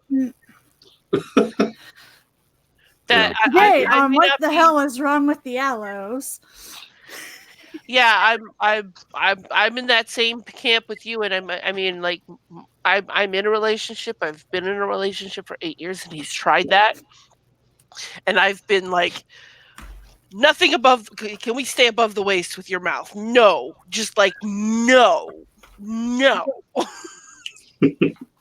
I mean, I don't. Bad at it. No, I just it makes me extremely uncomfortable. The whole idea, like oral from me is like okay, but like reverse, and I'm just like no, that makes me too uncomfortable. I can't do that. You can't Sex do that. repulsion is weird because, like, people always automatically assume it means all forms of sex, and really, it's kind of an umbrella term that can mean you just don't like one particular sexual act in a way that can range from feeling a little bit sick to your stomach to a visceral no, get the hell away from me forever kind of way. Well, I wouldn't say forever, but in my Well, that's why I said it ranges. There's a little bit of different wiggle room. variations within there. I just happen to be the no, get the hell away from me forever type person. So, But yes, Yeah, he went I am to excited bed now, so I can. He went to bed so I can say any negative things about religion that I want now. He's Christian, but he's not like, I mean, obviously it's not that big of a deal because I've been with him for 8 years, but he loves it when I'm in these conversations with other people, and he'll sit behind me and start commenting on what I'm saying, not hearing what other people are saying. And that's when I usually say, "Shut up in the peanut gallery." It's like you don't know what they're saying and what I'm responding to, so go watch your movie. shove it.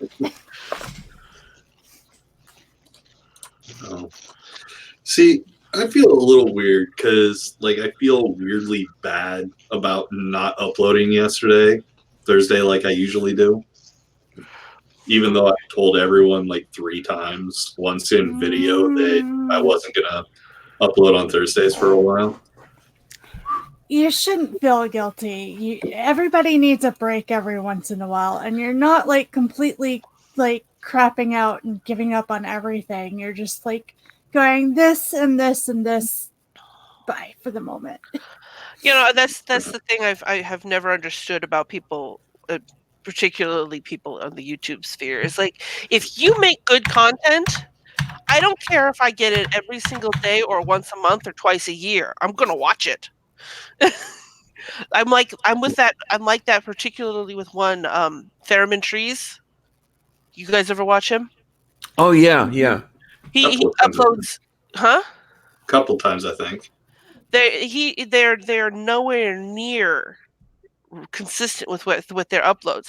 But as soon as I see they've uploaded, I'm like, yep, watching that right now, because his stuff is very well put together.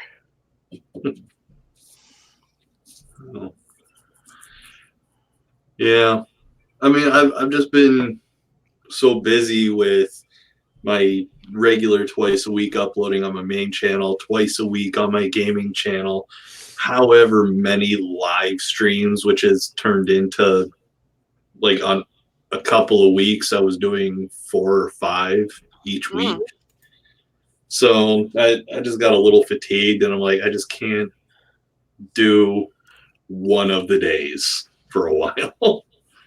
So I'm thinking I'm going to take a couple months of not doing anything on Thursday and, you know, keep everything up regularly. But, you know, I mean,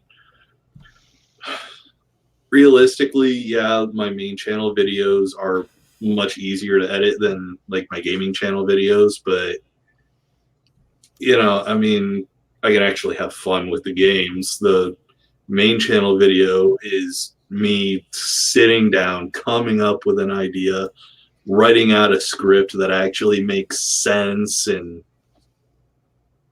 it's a lot more work when you look at it in total for a single video. Mm-hmm. You know, whereas on my gaming channel, literally none of it is scripted. So, you know, there I can just fly off the handle and say whatever the hell I want. But on my main channel, I have to make a point. I either forget my point or I deviate from it too easily if it's not scripted. So, What, are you a deviant? a little bit. Okay. People keep asking me to do a crafting channel, and part of me is like, okay, and another part of me is like, do you understand like how much extra work that would be? Yeah, talk to Nadine about that one. Or what the craft. No. Yeah. But yeah, I can't see that as being something that would be something doable like on a weekly basis or even a daily basis. Oh, A craft channel. I mean, if she spent 40-ish hours on just the dragon bit, yeah, I mean, sure, she can sort of do a sped up version of it like I do occasionally, but Nobody would want to watch that. I don't think they understand how repetitive tatting is. Like, it's literally the same knot, like, over and over and over again. You're just tying the knot a different number of times, essentially. Yeah. But it's the same exact knot. There's no way somebody would want to watch even, like, a sped up version of that. Now, they might not mind, like, an hour sped up, but the whole thing? Yeah. Just do an hour sped up and then cut and be like, and then this is the finished product. I hate watching channels. Occasionally, I follow a bunch of artists, watch their speed draws, listen to their rants. But occasionally, I'll get on this kick where I will watch restoration videos, where they take like a 16th century painting and they restore it. Okay.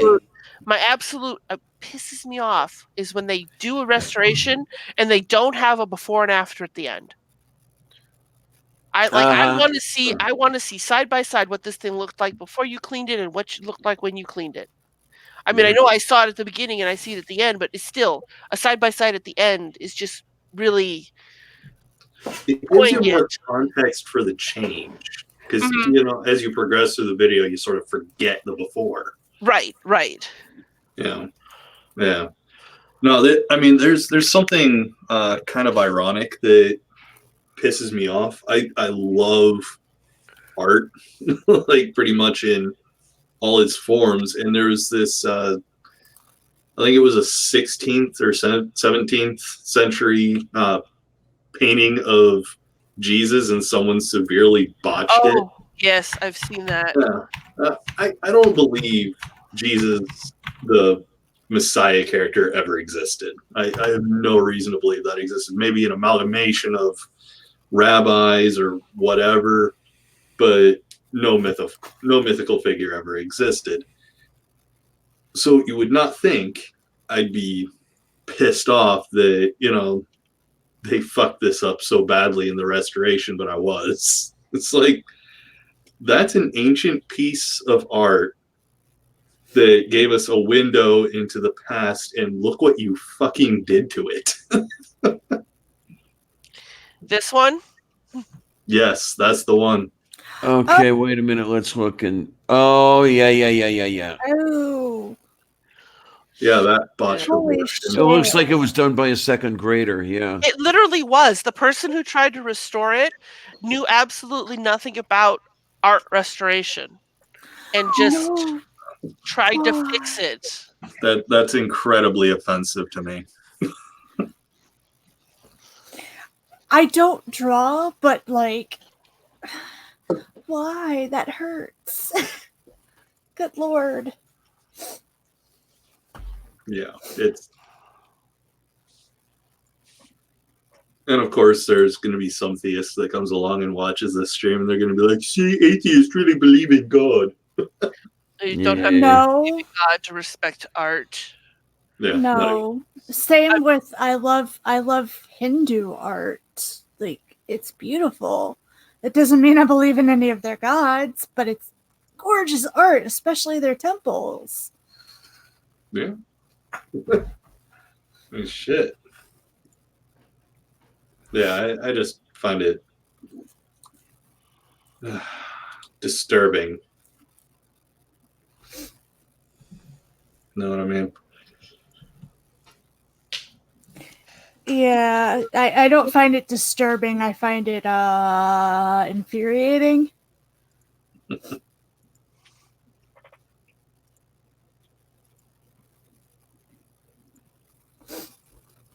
And killed it. Yep. Now, with that particular No. restoration that you showed, Kitty, did the person who did it lie about credentials or something? Because No, what I think if I think it was just somebody who saw it and was like, "This is horrible. I need to fix this." I'm going to try and pull up the story again. yeah, I don't know whoever thought it was a good idea to let someone with no experience at something like that particular painting. You know, practice on something else. You know. It says For a while. It says an elderly parishioner has stunned Spanish cultural officials with an alarming and unauthorized attempt to restore a prized Jesus Christo fresco. So it says, Okay, that word there, unauthorized, that says a lot. yeah, she was just a parishioner apparently. Let me see. The painting had held a place of pride in the sanctuary of Mercy Church near Zaragoza for more than 100 years. The woman took her brush to it after years of discoloration due to moisture. Cultural officials said she had the best intentions and hoped it could be properly restored. Cecilia Jimenez, who is in her 80s, was reportedly upset at the way the fresco had deteriorated and took it upon herself to restore the image. Mistake. And she's claiming that the priest knew that The priest knew. He did. How could you do something like that without permission? He knew it. B. Mills, are you familiar with that prank that Banksy, the artist Banksy, did with that framed painting that was sold Oh, of I'm his? not familiar with that at all. Mm-mm. The one that he swore that I guess he gave it to this museum or whatever, and said that you can have this for free as long as you never sell it. When they sold it, and so as it was in the auction house and the auction proceeded and somebody won, the moment that it was declared, boom, you win, um, the painting self-destructed by yeah, I think that's it. yeah. I'm gonna In play the it. You frame was probably can't hear it, but built a mechanism that shredded it like a paper shredder. it cuts to it in a couple seconds. It just starts dropping Yeah, there down. it is. And it just plain shredded itself. Apparently, he was in the audience, and he had a remote control that he was this very occasion. Nobody knows who this guy is. They've never seen his face, and he tripped his button and did that to it. It was genius. Okay, now I'm That's gonna awesome. turn. No. Look at them trying to move it away before people really notice. It's like, nope, too late. No. The damage has been done. No, you guys talked about you mentioned art. I'm gonna show off my collection. So this is a commission that not a commission, but like an artist that I watch. He does live streams. He has a giveaway that he does, and I won, and I had him draw my character from a video game that I play called Black Desert Online. And this is one art by him, and then the same one 3 times, and then this was a sketch done of the same character on the same stream by a different artist. But she did that in like 20 minutes. And I was just like, wow. God, I wish I could And draw like that. this was from another one. It's another giveaway. It's from a character from a game called Bless that tanked. And then this is from the same artist that did the first one, but I asked him to make my ferret into a little person thing, and this is what he drew. And then Pride Month by Gaelic Knox. And then just the character without all the other stuff. And then my derpy character with Ocean Keltoy in a bottle. I I didn't like the even one notice before it that. better. But Hmm? I tend to be a literalist. And his cat Calcifer up there trying to avoid getting in the beer or the rum because it's a pirate. Oh, I'm trying to push the button from the wrong screen. Did you see my mouse lingering down here trying to go down? It was because I was trying to push the button to go back to the regular view. There's an artist who at this time will go unmentioned, who is doing a new avatar for me. Mm-hmm. And I got a first draft of it a couple days ago, and we talked about changes and different things. And I think he's going to end up making it into some sort of brazen, hussy, goth kind of sex machine. It's good. I think it's going to be pretty funny when it's done. I don't want to mention his name because I know he's been on Twitter and a lot of folks have seen his stuff. And he does some pretty interesting art, not just drawing, but dimensional art too. And so I'm being vague about it, so guess who it is. But once it's done, of course, we'll say who it is, and you can all have him do stuff for you because he's really pretty good. He's really slow, but he does good work. Yeah, I need to get together with my artist because I'd like an intro to my video, and I kind of want I kind of want him to make a taper sound for me. Because yes, I can find a recorded taper sound, but I know that the way that he'll do it will be far more hilarious than the actual taper sound. I just put a link in the chat, by the way, to an artist friend of mine's Twitch. She live streams whenever she's doing a drawing or a painting. So definitely check her out. Give her a follow. I think that's Watch her one the of next the time neatest she's things live. you can get on Twitch is when artists do their work live, so you can see the creation process. Oh yeah.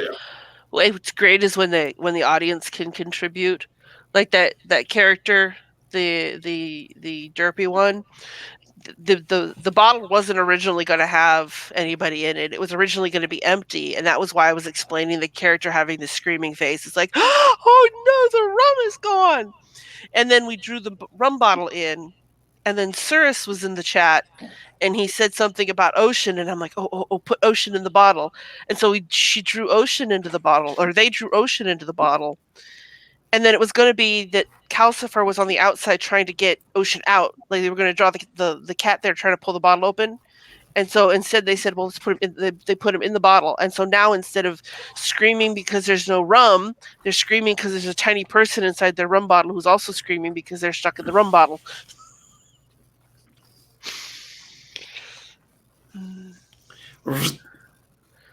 What? I killed it. Diana just makes weird noises. That's her thing. Moo. Yeah, no, my artist basically, because I have no money, I basically go, hi, would you like pieces of tatting for your art? And because I have not been able to do any tatting for him, I haven't been able to order more arts. So hopefully next month when all this is done, after I pass out and get some rest, maybe oh, sorry, go ahead. Go ahead. No, I'm done. I was gonna say maybe you can find an impressionable 15-year-old artist and tell them you'll pay them with exposure. You could get arrested for that, you know? I'm sorry. Also, I am morally against that for multiple reasons. No, I'm just making a joke because that was a big drama lately. There's this YouTube person named Madame, and she did two things. Is she commissioned this 15-year-old, and she's like, oh, I'm going to pay you with exposure, and the 15-year-old was fine with it because like they don't have a PayPal, so, and they're not a professional artist, so exposure actually works for them. And it turned into this big old drama because the girl had the nerve to post a comment asking for her credit because she had forgotten to credit her. And so there was this just big old hullabaloo because like she agreed to credit her and then said, well, she's very unprofessional. I'm not going to credit her anymore, and I'm going to continue to use these images. Then she got into some drama. Then she can, if you agreed to pay somebody in exposure, you have to credit them, otherwise you haven't paid for the product, therefore you can't use it anymore. But also she was saying she was going to sue Onision for something, and so she crowdfunded a lawsuit against Onision, and of course all the people willing to throw money at an Onision lawsuit jumped on that and paid her, and she's apparently not doing that either. So all around a blah person. I see the whole exposure thing 90% of the time. I see it as taking advantage of an artist. Mm-hmm. There are times where there's an exception for that. Yeah. But most of the time it's like, well, you know, I need to see if you can work on a project before I pay you and blah, blah, blah, blah, blah, blah, blah. And it's like, in other industries, you wouldn't necessarily do that unless you're asking for like a model or like a project. But a lot of times they'll at least compensate you somewhat for your time, even if it's not the full amount of the project. And it's just right, like some concept. Well, I mean, like if it was somebody like PewDiePie, you know, I could see, yeah, that you paying with exposure for somebody. And the thing is like the girl wasn't a professional artist. She wasn't doing it as a job. It was just a hobby. So like if and being 15, exposure is all she could get because she couldn't have a PayPal or anything. But like if you were gonna do like artwork for somebody like PewDiePie who's got 1 million followers, or who's another big one? Markiplier or somebody like that, some big name. Yeah, exposure would work because they've got 1 million or some subs. And even if like 10% of those people came to you and wanted to pay you for something, well, that's a lot of money to be made. But if you're like not even 100,000 subs, pay cash or Yeah. buy them something off of an Amazon wish list. Or if you're an artist, trade art for art. Mm-hmm. And I use artist in this context to both include people who do crafting and artwork, because that's essentially what I do. Is any artwork you see me get, I never pay cash for it. I always do an art trade. Mm-hmm. And that's respectable. You're trading your skill for their skill. Now, what does Art have to say about that? Art is very angry that he keeps getting traded off. Okay. He's not very happy. Especially when he comes back to me, he's like, "You again? God damn it!" I just don't have any artistic talent, so I gotta chill out cash, which I'm perfectly fine with. I wish I could commission some other people, but unfortunately, most of the ones that I would want to commission are very, very expensive. That's my problem. Is I'm picky. One of the reasons I got out of photography as a career was my experience with art festivals and trying to sell photographs. Yeah. You know, I'd have like a 16 by 20 full color print that I made, matted very nicely, you know, and this was like, we're talking like 1972, 73, 74.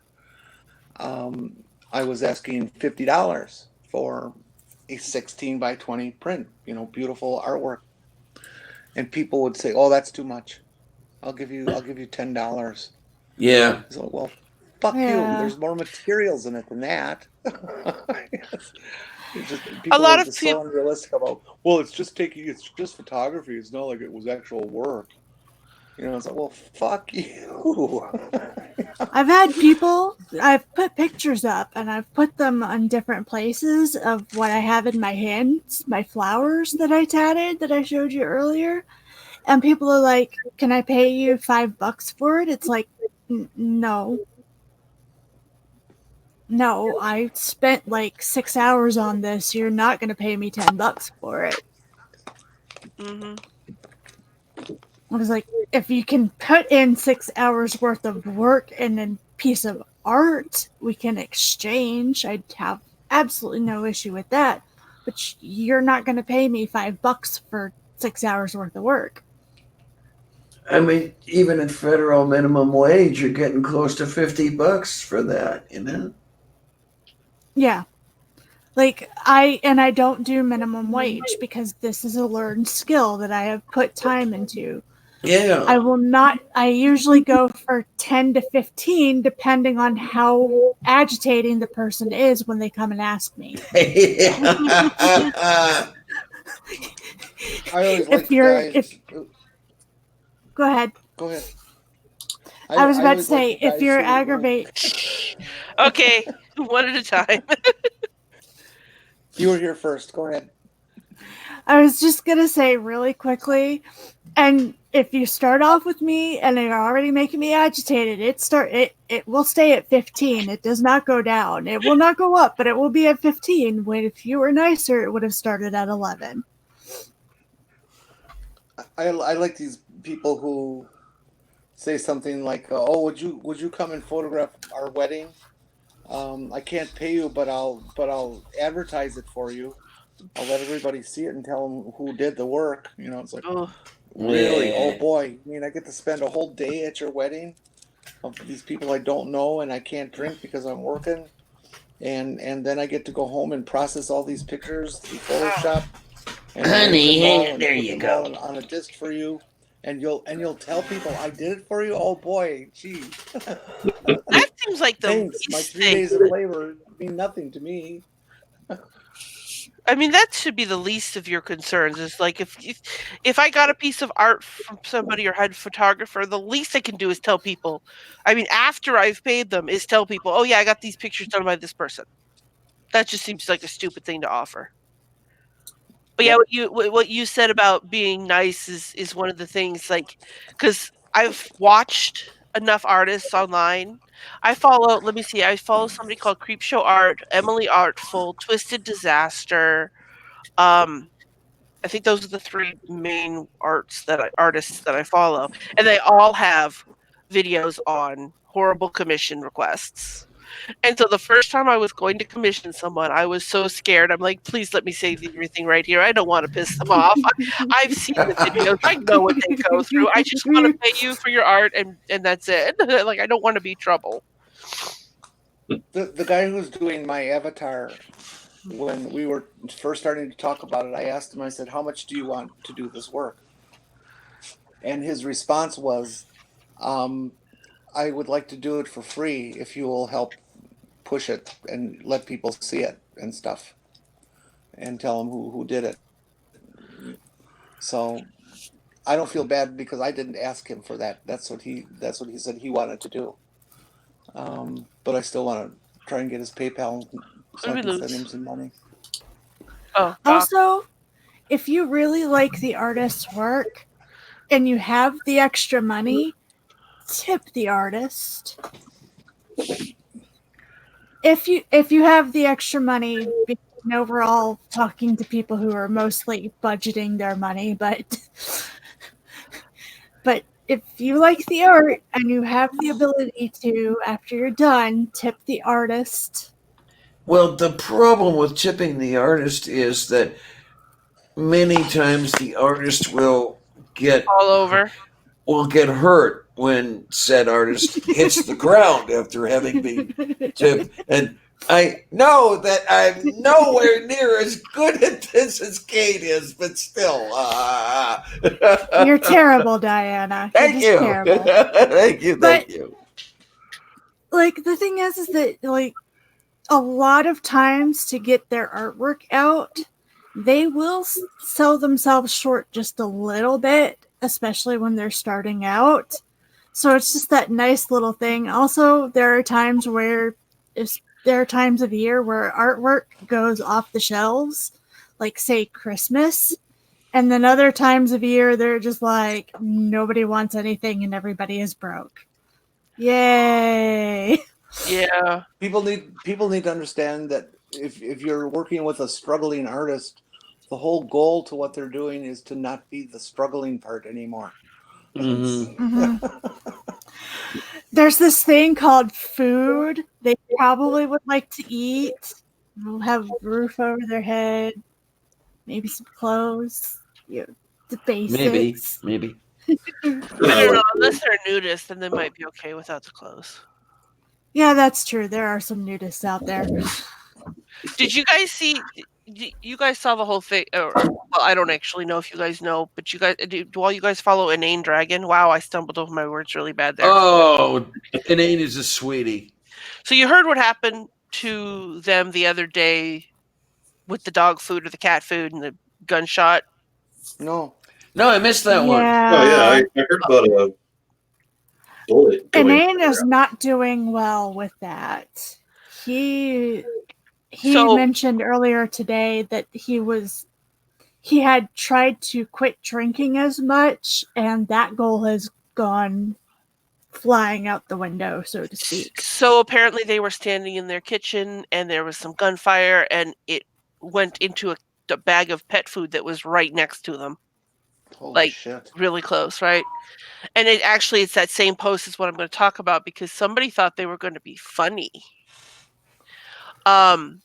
Where's the post? It just went away. He said, I haven't slept well without getting shit-faced drunk since last Friday. Given what others deal with on a regular basis, one little bullet shouldn't take up so much space in my head, but it fucking does. Prophet of Zod replied and said, a bullet doesn't take up much space in your head to be a problem. A bullet doesn't need to take up much space in your head to be a problem. there we go. That I makes more miss- sense. That makes more sense. And a name commented back with ... worst dad joke ever. And I'm I just know like, it's also a rather poignant statement, really, because people don't quite understand what it is like to be in combat. mhm. I mean, even if you are not firing the shots or getting fired at, it's still traumatic. Mhm.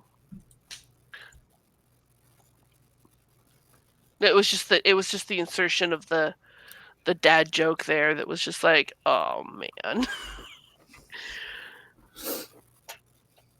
Yeah, dad jokes are the worst. Mhm. Oh man, you want dad jokes? You want follow concordance? You'll get all the dad jokes you ever wanted. I was following somebody who would post up weird dad jokes every once in a while, and I can't remember who it was, and they stopped. But every once in a while, they just pop up with the silliest dad joke.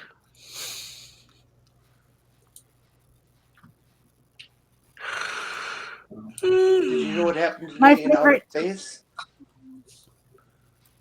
The first all-woman spacewalk. Oh yeah, Yeah. I heard about that. Hooray! I forget what the point of the spacewalk was. I mean, what they were doing out there. I'm not sure. I know that they've been having some issues with changing a battery set, but I don't really know what they were out there doing. Let's see. And there goes Diana looking things up while slamming into the keyboard. Okay, it is the. Clearly, that keyboard did something to her.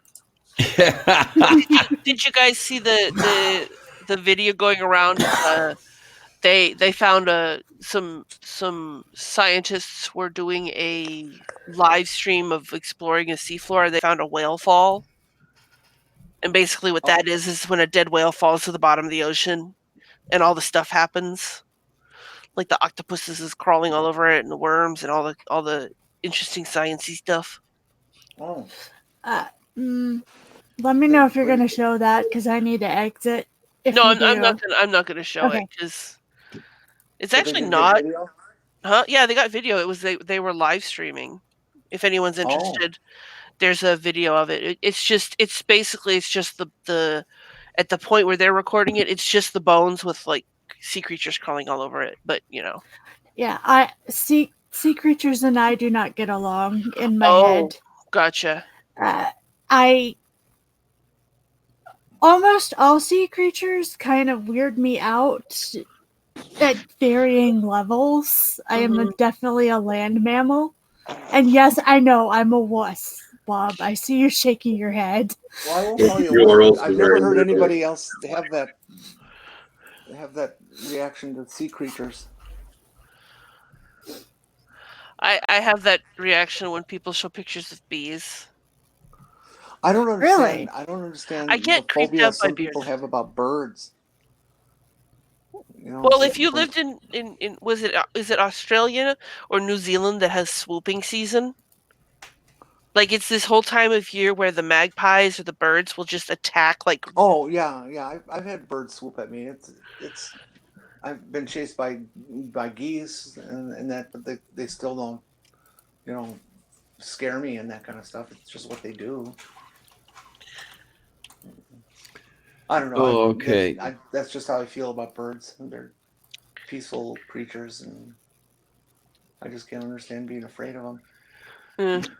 Well, you know, I suppose you could say that about everybody's phobia about something, or an animal somebody is scared of. You can't under no.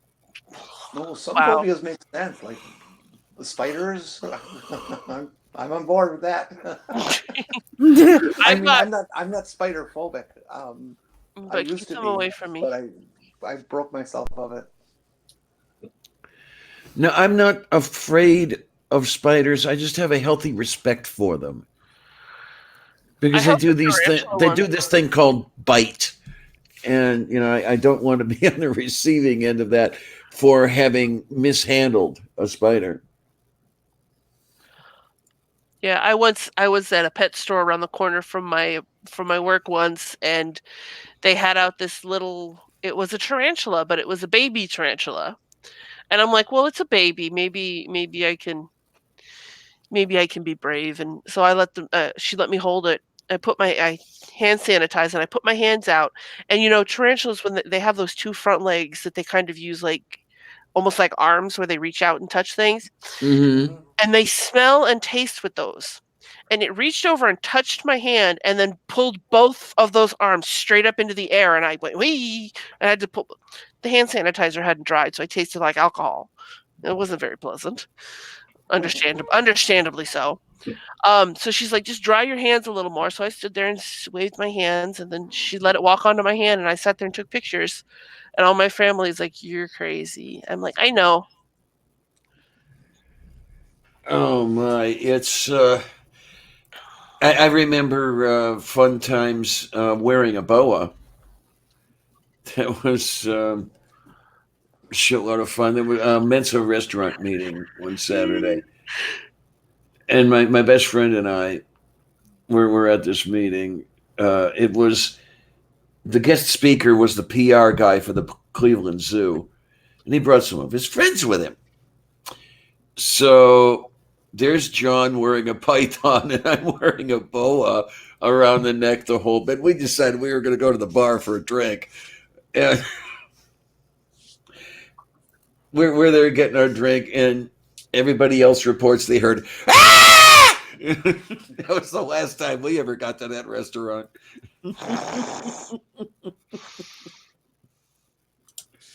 Oh man, those were the days. Those were the fun days. My grandfather gave me my fear of spiders. I was around 7 years old, and I was sleeping on the couch, and my grandpa comes from his trip out to California, and while I was sleeping, he takes the tarantula that he brought back Mm. and puts it on my chest, and then wakes me up. Oops.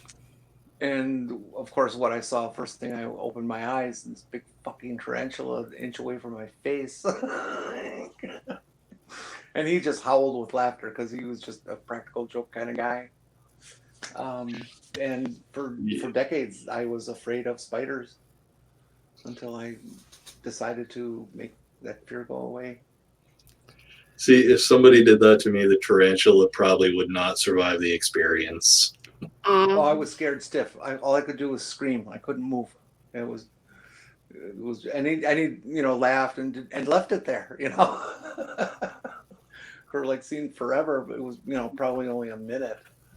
But oh God, You I talk certainly about never forget that. breaking fears. The one thing I would really like to be able to break myself of is the acrophobia. I am terrified of height, and it's so bad that I have to take a long way around to get to one of the river islands here because taking the shortest route goes over a bridge that's 100 some foot above the water, and I've tried, but by the time I get maybe 150 feet across this bridge that's most of a mile long, um, I'm frozen, and then trying to Oh, you get would back. not like You would not like driving into Milwaukee on the freeway then. No, I would probably not like wouldn't. my city either, because my city, if you want to get to any other part of town, at some point you are going to have to go over a high bridge. In Yeah. Milwaukee, the main freeway, all 8 lanes of it, goes up on a bridge that's 175 feet in the air, Uh-huh. for about 1.5 miles, 2 miles as you go into downtown. Now, in an automobile, I'm okay, but trying to get across that bridge on a bicycle, forget it. I once tried to go over a bridge somewhere in Massachusetts. I can't remember where, but it had the walking paths on either side. It was a grate. So like as you walked by, you could literally look straight down into the water. Oh And my. I didn't have a problem with it. My brother didn't have a problem with it, but my sister was like literally walking along holding the rail. And Uh-huh. me being the little evil bitch that I am, we got to this point where we would look down and we could see some some spikes or whatever you would railroad ties in the water, like pillars in the water. And I looked down and I said, I wonder what it would be like if we fell through and landed on one of those. Oh my And my word. sister started to freak out, and my mother hit me. She just smacked me on the back of the head. Shut up! Stop freaking your sister freak out. It was either the Nationals game or the Cubs game. To get to PNC Park, you go over the Roberto Clemente Bridge, which isn't all that bad. I mean, I'd go over it and back, no big deal. But there was the one day that I had a hard time getting over. It was, what the heck's going on here? It usually doesn't happen that I begin to freeze, but that's what was happening here. And then happily, somebody asked, is everything okay? And so, not exactly. I'm having a little trouble. But if you talk to me and take my mind off of where I am on this bridge and everything should be okay. And it did turn out to be all right. But happily, this person was able to put up with my reaction because, yeah, talking to this guy helped getting over the bridge, but without the talking, it wasn't going to happen. And that would have been a whole bunch of fun because I had that ticket in my hand to go to the damn game, and to get there, I had to go over the river. Yay. You would also probably not like the Mackinac Bridge up in Purple's neck of the woods. It's this bridge that goes across the water, and it goes way up in the air because it has to get these very large boats on Lake Superior and stuff to get past. So it goes way high, so to clear the masts and everything. And it's very windy all the time.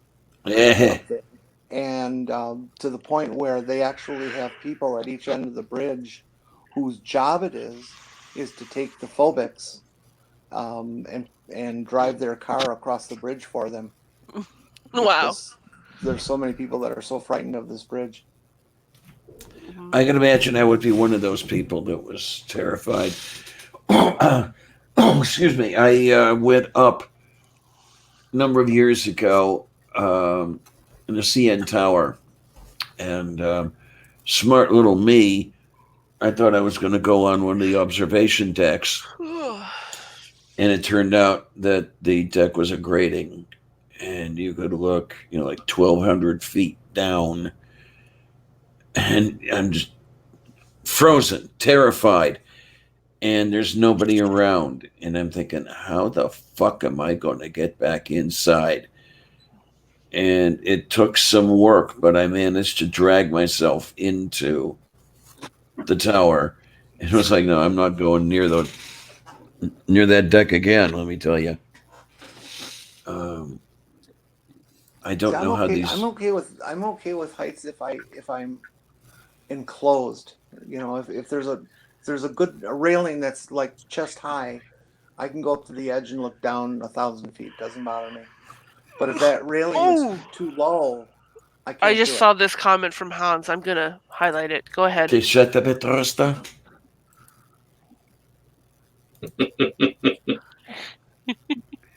Love that one. Vet me jetzt on that thing over to Oh, here. Okay, fuck what it. you got over here? Okay. Coulrophobia, fear of clowns. That's why I have problems with Trump. That one? Yeah, I'm highlighting that for now. Oh my. Trying to think here.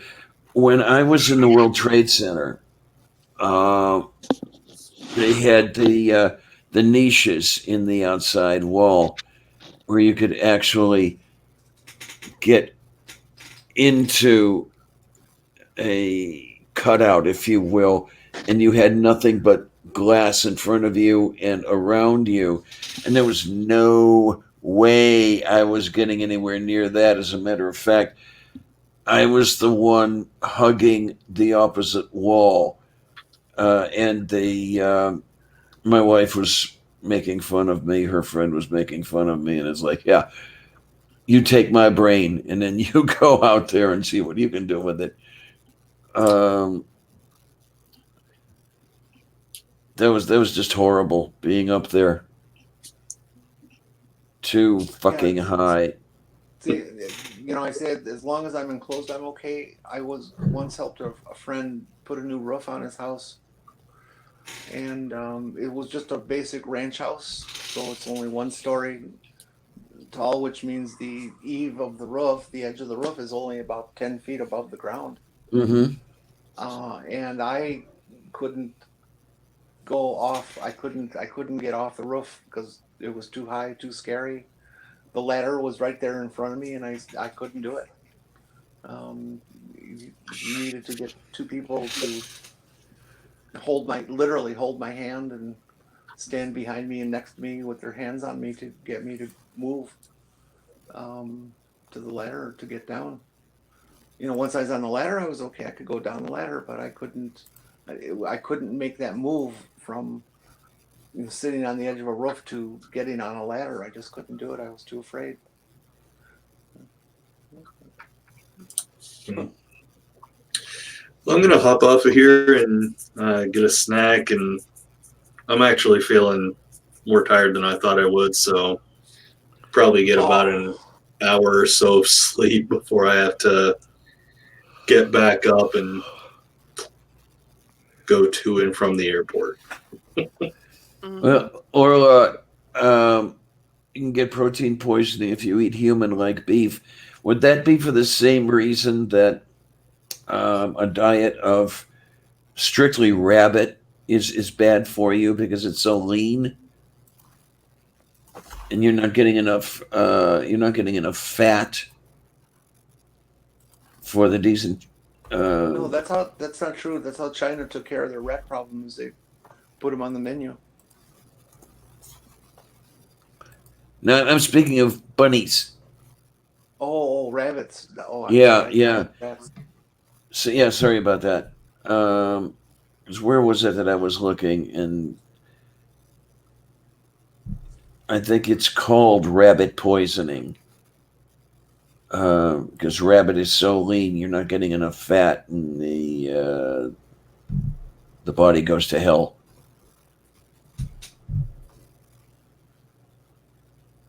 I've never heard of anything like that. Is my to the look on the thing for to you? It's if it's to finding to making on the thing. What am I talking about?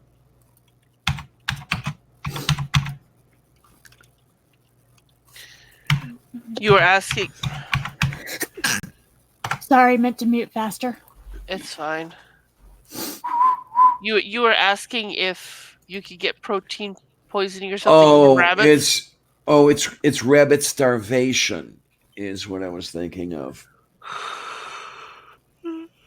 Let me grab this and okay, make the copy, and then over here is in here to go, and you go foo. There it is, and there foo. You put a comment, but where is? I've got like 4 windows open, and I'm so terrified I'm going to close the wrong one. Well, I love rabbit. Rabbit If I, is very, very tasty. I'm not exactly sure what would happen if I accidentally closed the wrong window, because I wouldn't be able to close the stream. You'd be allowed back in the stream. YouTube and StreamYard give you a little bit of time to get back in.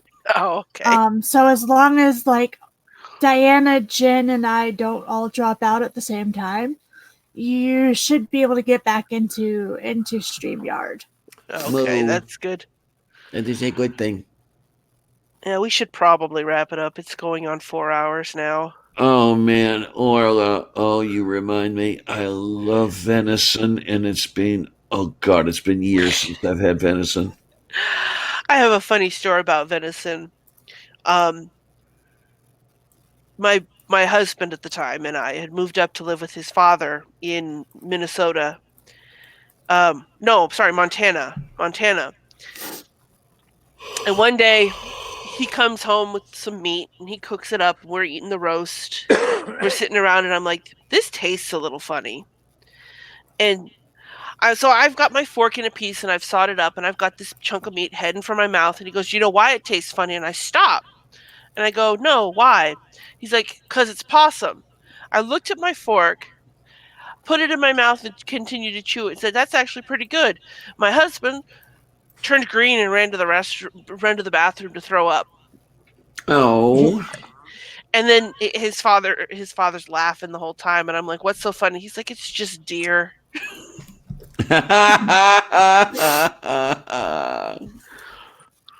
I've eaten some pretty weird shit. So I like buffalo. I've had I've alligator. had buffalo. I've had alligator, and I've had ostrich, but it was Ostrich jerky, is good. so it was kind of just meh. I have miss got alligator. ground up into ground beef kind of thing. See, I went up to Litz County, Pennsylvania, one time with a friend, Amish country. Oh, okay. There's a wolf sanctuary up there that's also a bed and breakfast. And the little town there had this shop that was just like exotic stuff, like scorpions and candy and ants and turkey jerky and ostrich jerky and alligator jerky. And so I bought a bunch of it to just try it. Why would you ruin alligator meat by making it a jerky? I don't know. Why? No, you grill it. Because then you Or can get on your horse and ride for days and still have some protein to eat. You know, that's my biggest. But still, my Floridian heart kind of breaks. You know, that's one of those things that kind of irritates me when you get beef jerky, from the stores and stuff. It's like it's not really beef jerky. It's just slightly dehydrated meat. But yeah, when I was up there, we stayed at this place called the Speedwell Forge. It's a wolf sanctuary of Pennsylvania. Fairly close to Cornwall, Hopeland. Which county was this? Litz County? It was part of Lannister. It's a town called Lilitz.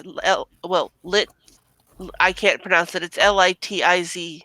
Lititz.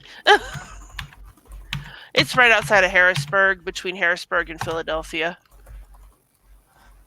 Alrighty, to see on the thing for you is am I to look on the thing and okay, there is on for that.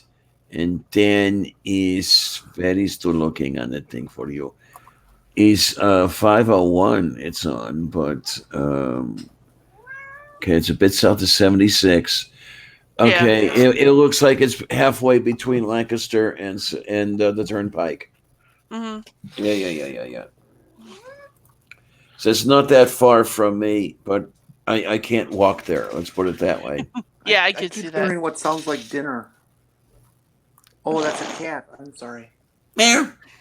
And that was Sylvia in the background.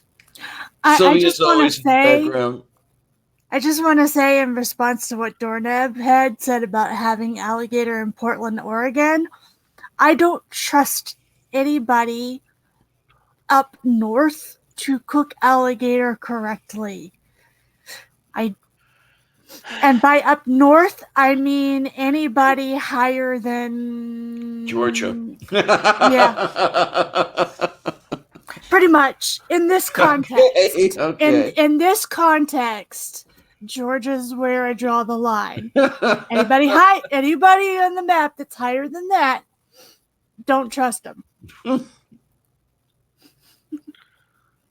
only good thing about alligators is that they're in Florida, not here. Gators aren't really all that bad. Oh yeah. Yeah, Ness? I guess it's like venison. It's like if you don't know how to cook it, it's not very good. Yeah, I wasn't thinking and in terms of most food, I'm people thinking in don't terms know of the terror. tricks.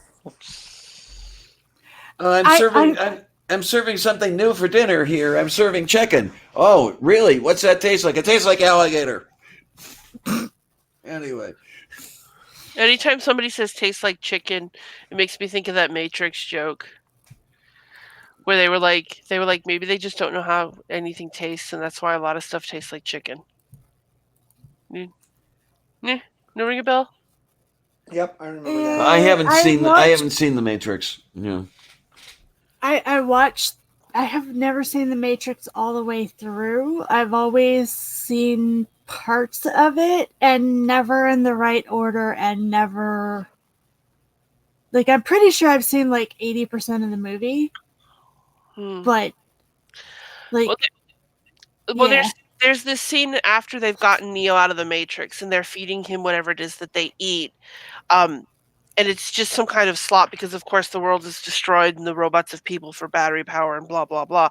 And the kid starts talking about they're eating actual chicken, I think. And the kid starts talking something about how since the robots can't eat, they're not familiar with how things are supposed to taste. And so when they can't figure out what something tastes like, they just make it taste like chicken. And that's why when we eat everything, a lot of stuff tastes like chicken because they just don't know what it tastes like. They're robots. Oh, okay. I have See, not. and the thing is that I get aggravated because people will be like, "It tastes like chicken." I'm like, no, it doesn't. Like, it's hard to describe things outside of that context, but it does not taste like chicken. Have not seen The Matrix? Burn her. And now I lost the comment that I had before about the clown phobia. Oh well, there we go. I found it. Don't put it back. I used to have a friend that had not. Well, my boyfriend had not seen The Princess Bride. I was like, I haven't seen The Princess Bride. okay, Diana, if you go to Faithless Forum, I'm bringing my copy, and you are going to watch it. How did you not see Princess Bride? I don't get out of the house very much. This is a movie from the 80s. I know. That's what I mean when I say I don't get out of the house very much. It's sad when the ex-Mormon who wasn't allowed to watch anything growing up has seen something that you haven't. I was not allowed to watch anything growing up. The reason I had to force him to watch it because when we first started dating, he would say I would tell him to do something and he would say "as you wish," and I'm like, "You can't say that." And he's like, "Why not?" I said, "Do you not know the context for that? Have you not seen The Princess Bride?" And he's like, "I've never seen that movie," so I forced him to watch it 3 times because he fell asleep. Fell asleep the first 2 times. What? It was after work. He was tired. We were on the couch. And Okay. it was kind of like slow and quiet. Yeah, I will forgive that. I will forgive that. And I can't give him too much shit because he's like you've never seen 2001: A Space Odyssey, and I'm like, no. First time he tried to show it to me, I fell asleep on the couch. It was so boring. It is. Man, it is. The ending of that film makes absolutely no sense unless you have read the novel. Have you ever seen the film Slaughterhouse-Five? Yes. No. I Talk about your hard to follow movies. Wow. I actually had a friend who'd never seen the Goonies. I never haven't that. seen the Goonies. Please don't Oh. cancel me. Oh That's- God.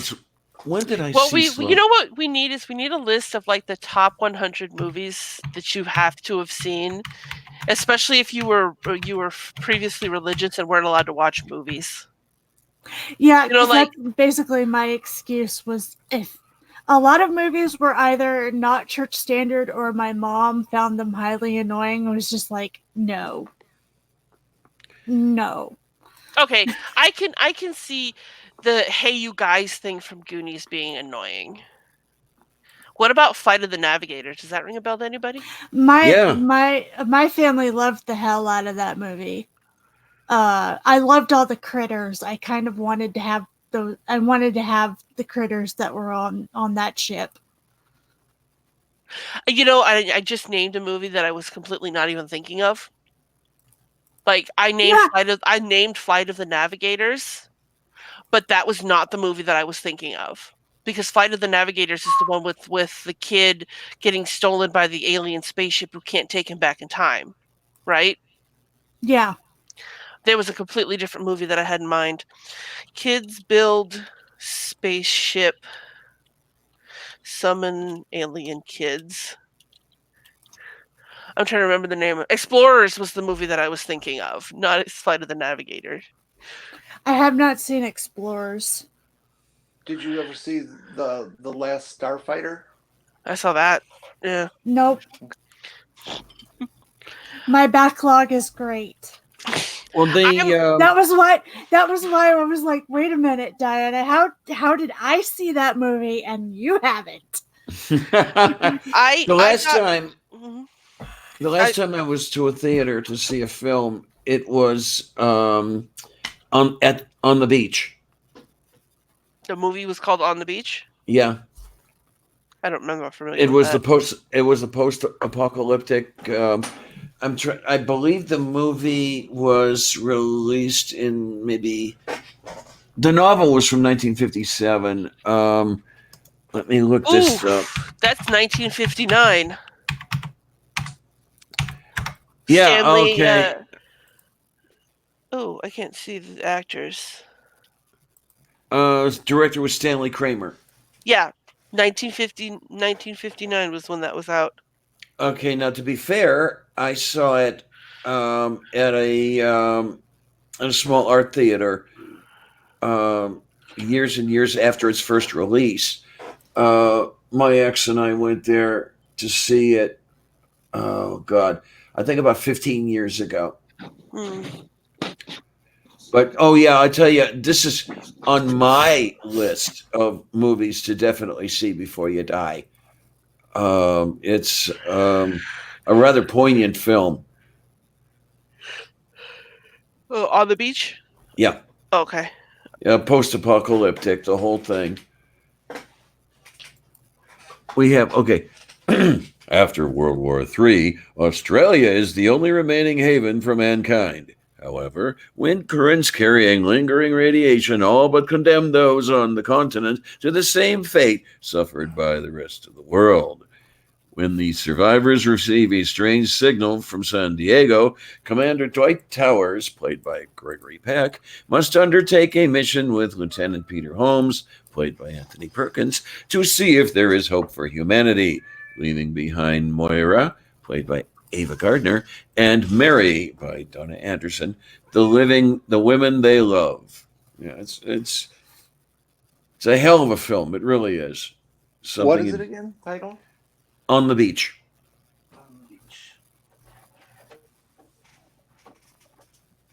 I give Sounds for boring. you. I suppose there are those who would call it boring, but there are people who would call all sorts of things boring, I suppose. There we go. You can look up the entry and font of all knowledge and everything and stuff and things. Well, guys, we just hit the 4-hour mark, and I've really got to go to bed. Alrighties. It was fun. It was. Yay! Yep. Yay! Very Yay! much Yay! fun. Yay! I'm Yay! glad Yay! people showed up. I was worried that nobody was going to show up, and I'd be sitting here for an hour trying to talk to myself.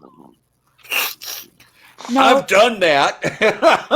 I don't have the wit or the charm to be self entertaining. I'll tell you, Well, it's really interesting that doing a solo show, I find to be one of the most difficult things to do on video. A solo live show. mhm. Wow. Because you've got to keep that whole thing going. Mhm. You don't have anyone helping you. Well, that's your job. Right. Like when I zoned out and started reading something on Twitter, and you guys could just keep talking, and I'm just like, what is this going on Twitter right now? Yeah, when you have the dialogue between you and somebody else, that it sustains and everything. I absolutely, dearly, absolutely, totally, etc., love it. Oh my word! Look at that. Pity. Yay. Oh, that's pretty. Um, I absolutely love it when Kate and I That's get very to. nice. Yes. Thank you. No, when Kate and I get to talking on a after show, when it's the two of us going back and forth, it's just that's a very easy conversation. God, she's so easy to talk to anyway. Oh, that's because you're masturbating. Oh, come on, no. No, definitely not. Definitely I not. was a little intimidated by Kate when I first met her, because I met her at Faithless Forum, but it didn't last for too long. She's fantastic. I love that lady. I really do. Because when we first met, it was on a show that Godless Iowan, as he called himself at the time, had. And okay, show's over, and we end up talking just for another, 4 hours. I forget how long. It was not a short conversation, let me tell you. And it was just so easy. Oh man, yeah. That's My bias is showing. I know. well, when Purple had his stream last week when he was having the whole GSRM definitions talk. That was inspired because after his stream the day before or the previously, Tria and I had been sitting there after the show talking for like an hour and a half to 2 hours after the show had ended, and he's like, "You two want to come back and talk about this more next stream?" And then What's funny is we didn't ever really go into that many of the definitions. no, we didn't. It got derailed like normal. At least we managed to talk about the media for at least 15 to 20 minutes before we went off on tangents. Oh no, we had a good 45 minutes in on the topic Yeah. tonight. We did pretty That's good for a bunch of amazing. hack amateurs. Yeah.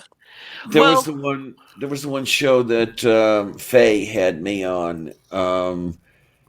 We came close to setting a record. I believe we were on topic for about a minute and a half.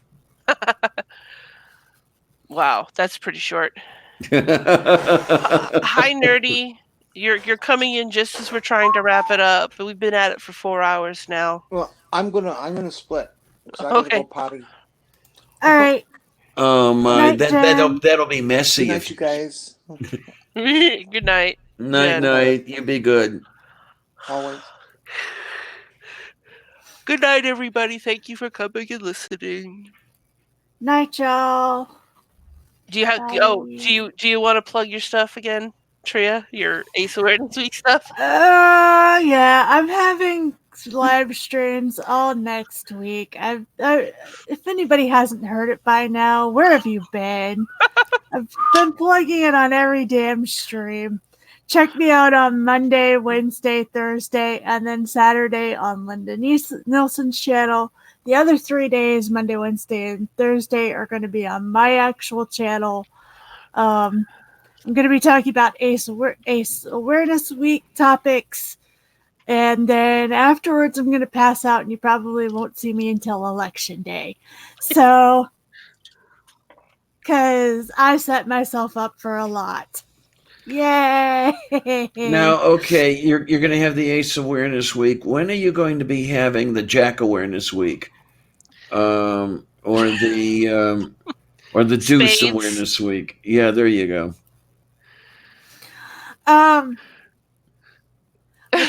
Funnily enough, I think, an Ace of Spades. Either Ace of Spades or clubs. There's like a system thingy. One of them's not romantic. I have to remember which one. What about you, Diana? You got anything to plug before we close out? Oh, let me see. I'm still trying to figure out what the heck I'm going to be talking about on Sunday. I just may throw it open and have an open chat. I have seen some stuff on Twitter that I did save. There was one. It's saved on the other machine. Unfortunately, there was somebody that was complaining about using the word blind as in blind spot and that sort of thing, going into ableist language. That if I can get somebody to talk about this sort of thing, that may make a decent show. A lot would depend upon who might want to come on with me. Ableist language. Yeah. Unfortunately, most of the people that I know that are really into education are on Twitter and prefer to stay that way. But I'll try to see if I can think up anybody, because ableist language is definitely something that needs to be brought up a lot more, because a lot of people don't understand why something is ableist, and it takes a lot out of a person to explain over and over and over again to people who refuse to listen why something is ableist. Okay, then.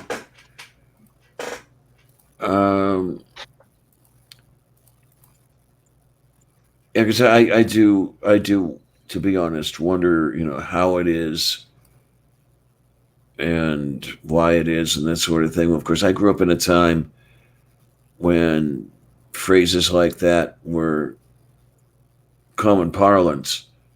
Before anybody noticed that they were objectionable, or however you want to put that. So yeah, I'm old. Okay, I think we all know this by now, and that does get in the way. So I mean, worst comes. I get told off by my sister quite a bit, which I'm grateful for, because then she doesn't sit there in silence and anger at me. But sometimes I get called one of the ableds, and every time she does, I deserve it.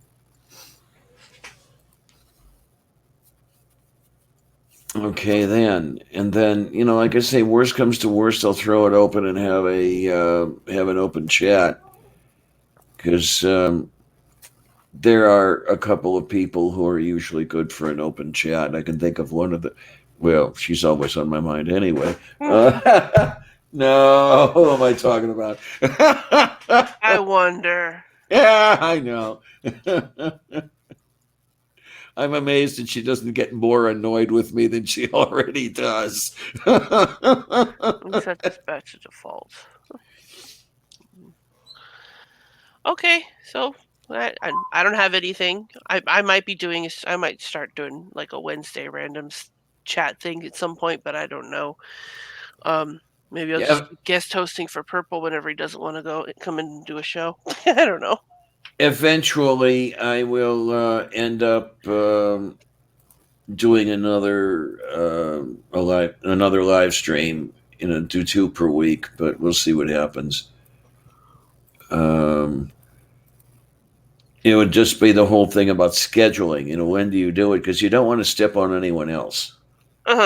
You're gonna have to step on somebody else. Just pick the one that's that you feel the least bad about stepping on There their you go. toes.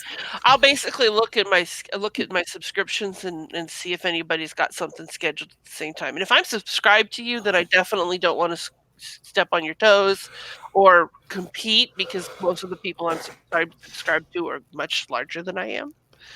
I mean, subscriber wise, not like vertically or horizontally, because I'm pretty sure a couple of those people I could pick up and chuck. Yeah. It might just be a random thing. I'll be like, "Hey, anybody want to chat? We'll stream." Who knows? It's got to be on a Wednesday Yeah. or Thursday, because those are my days off. But anyways, Well, I'm gonna shut this down. Unless you have something to throw in there in the last second, Diana. I was going to say I'm off all the time, and I think we all know that. But I think that's a different kind of off than the one you had in mind, isn't it? Yeah, I think so. Off of work. Okay, I'm gonna click the end broadcast button now. Goodbye, everybody. Night, Have fun, everybody. folks.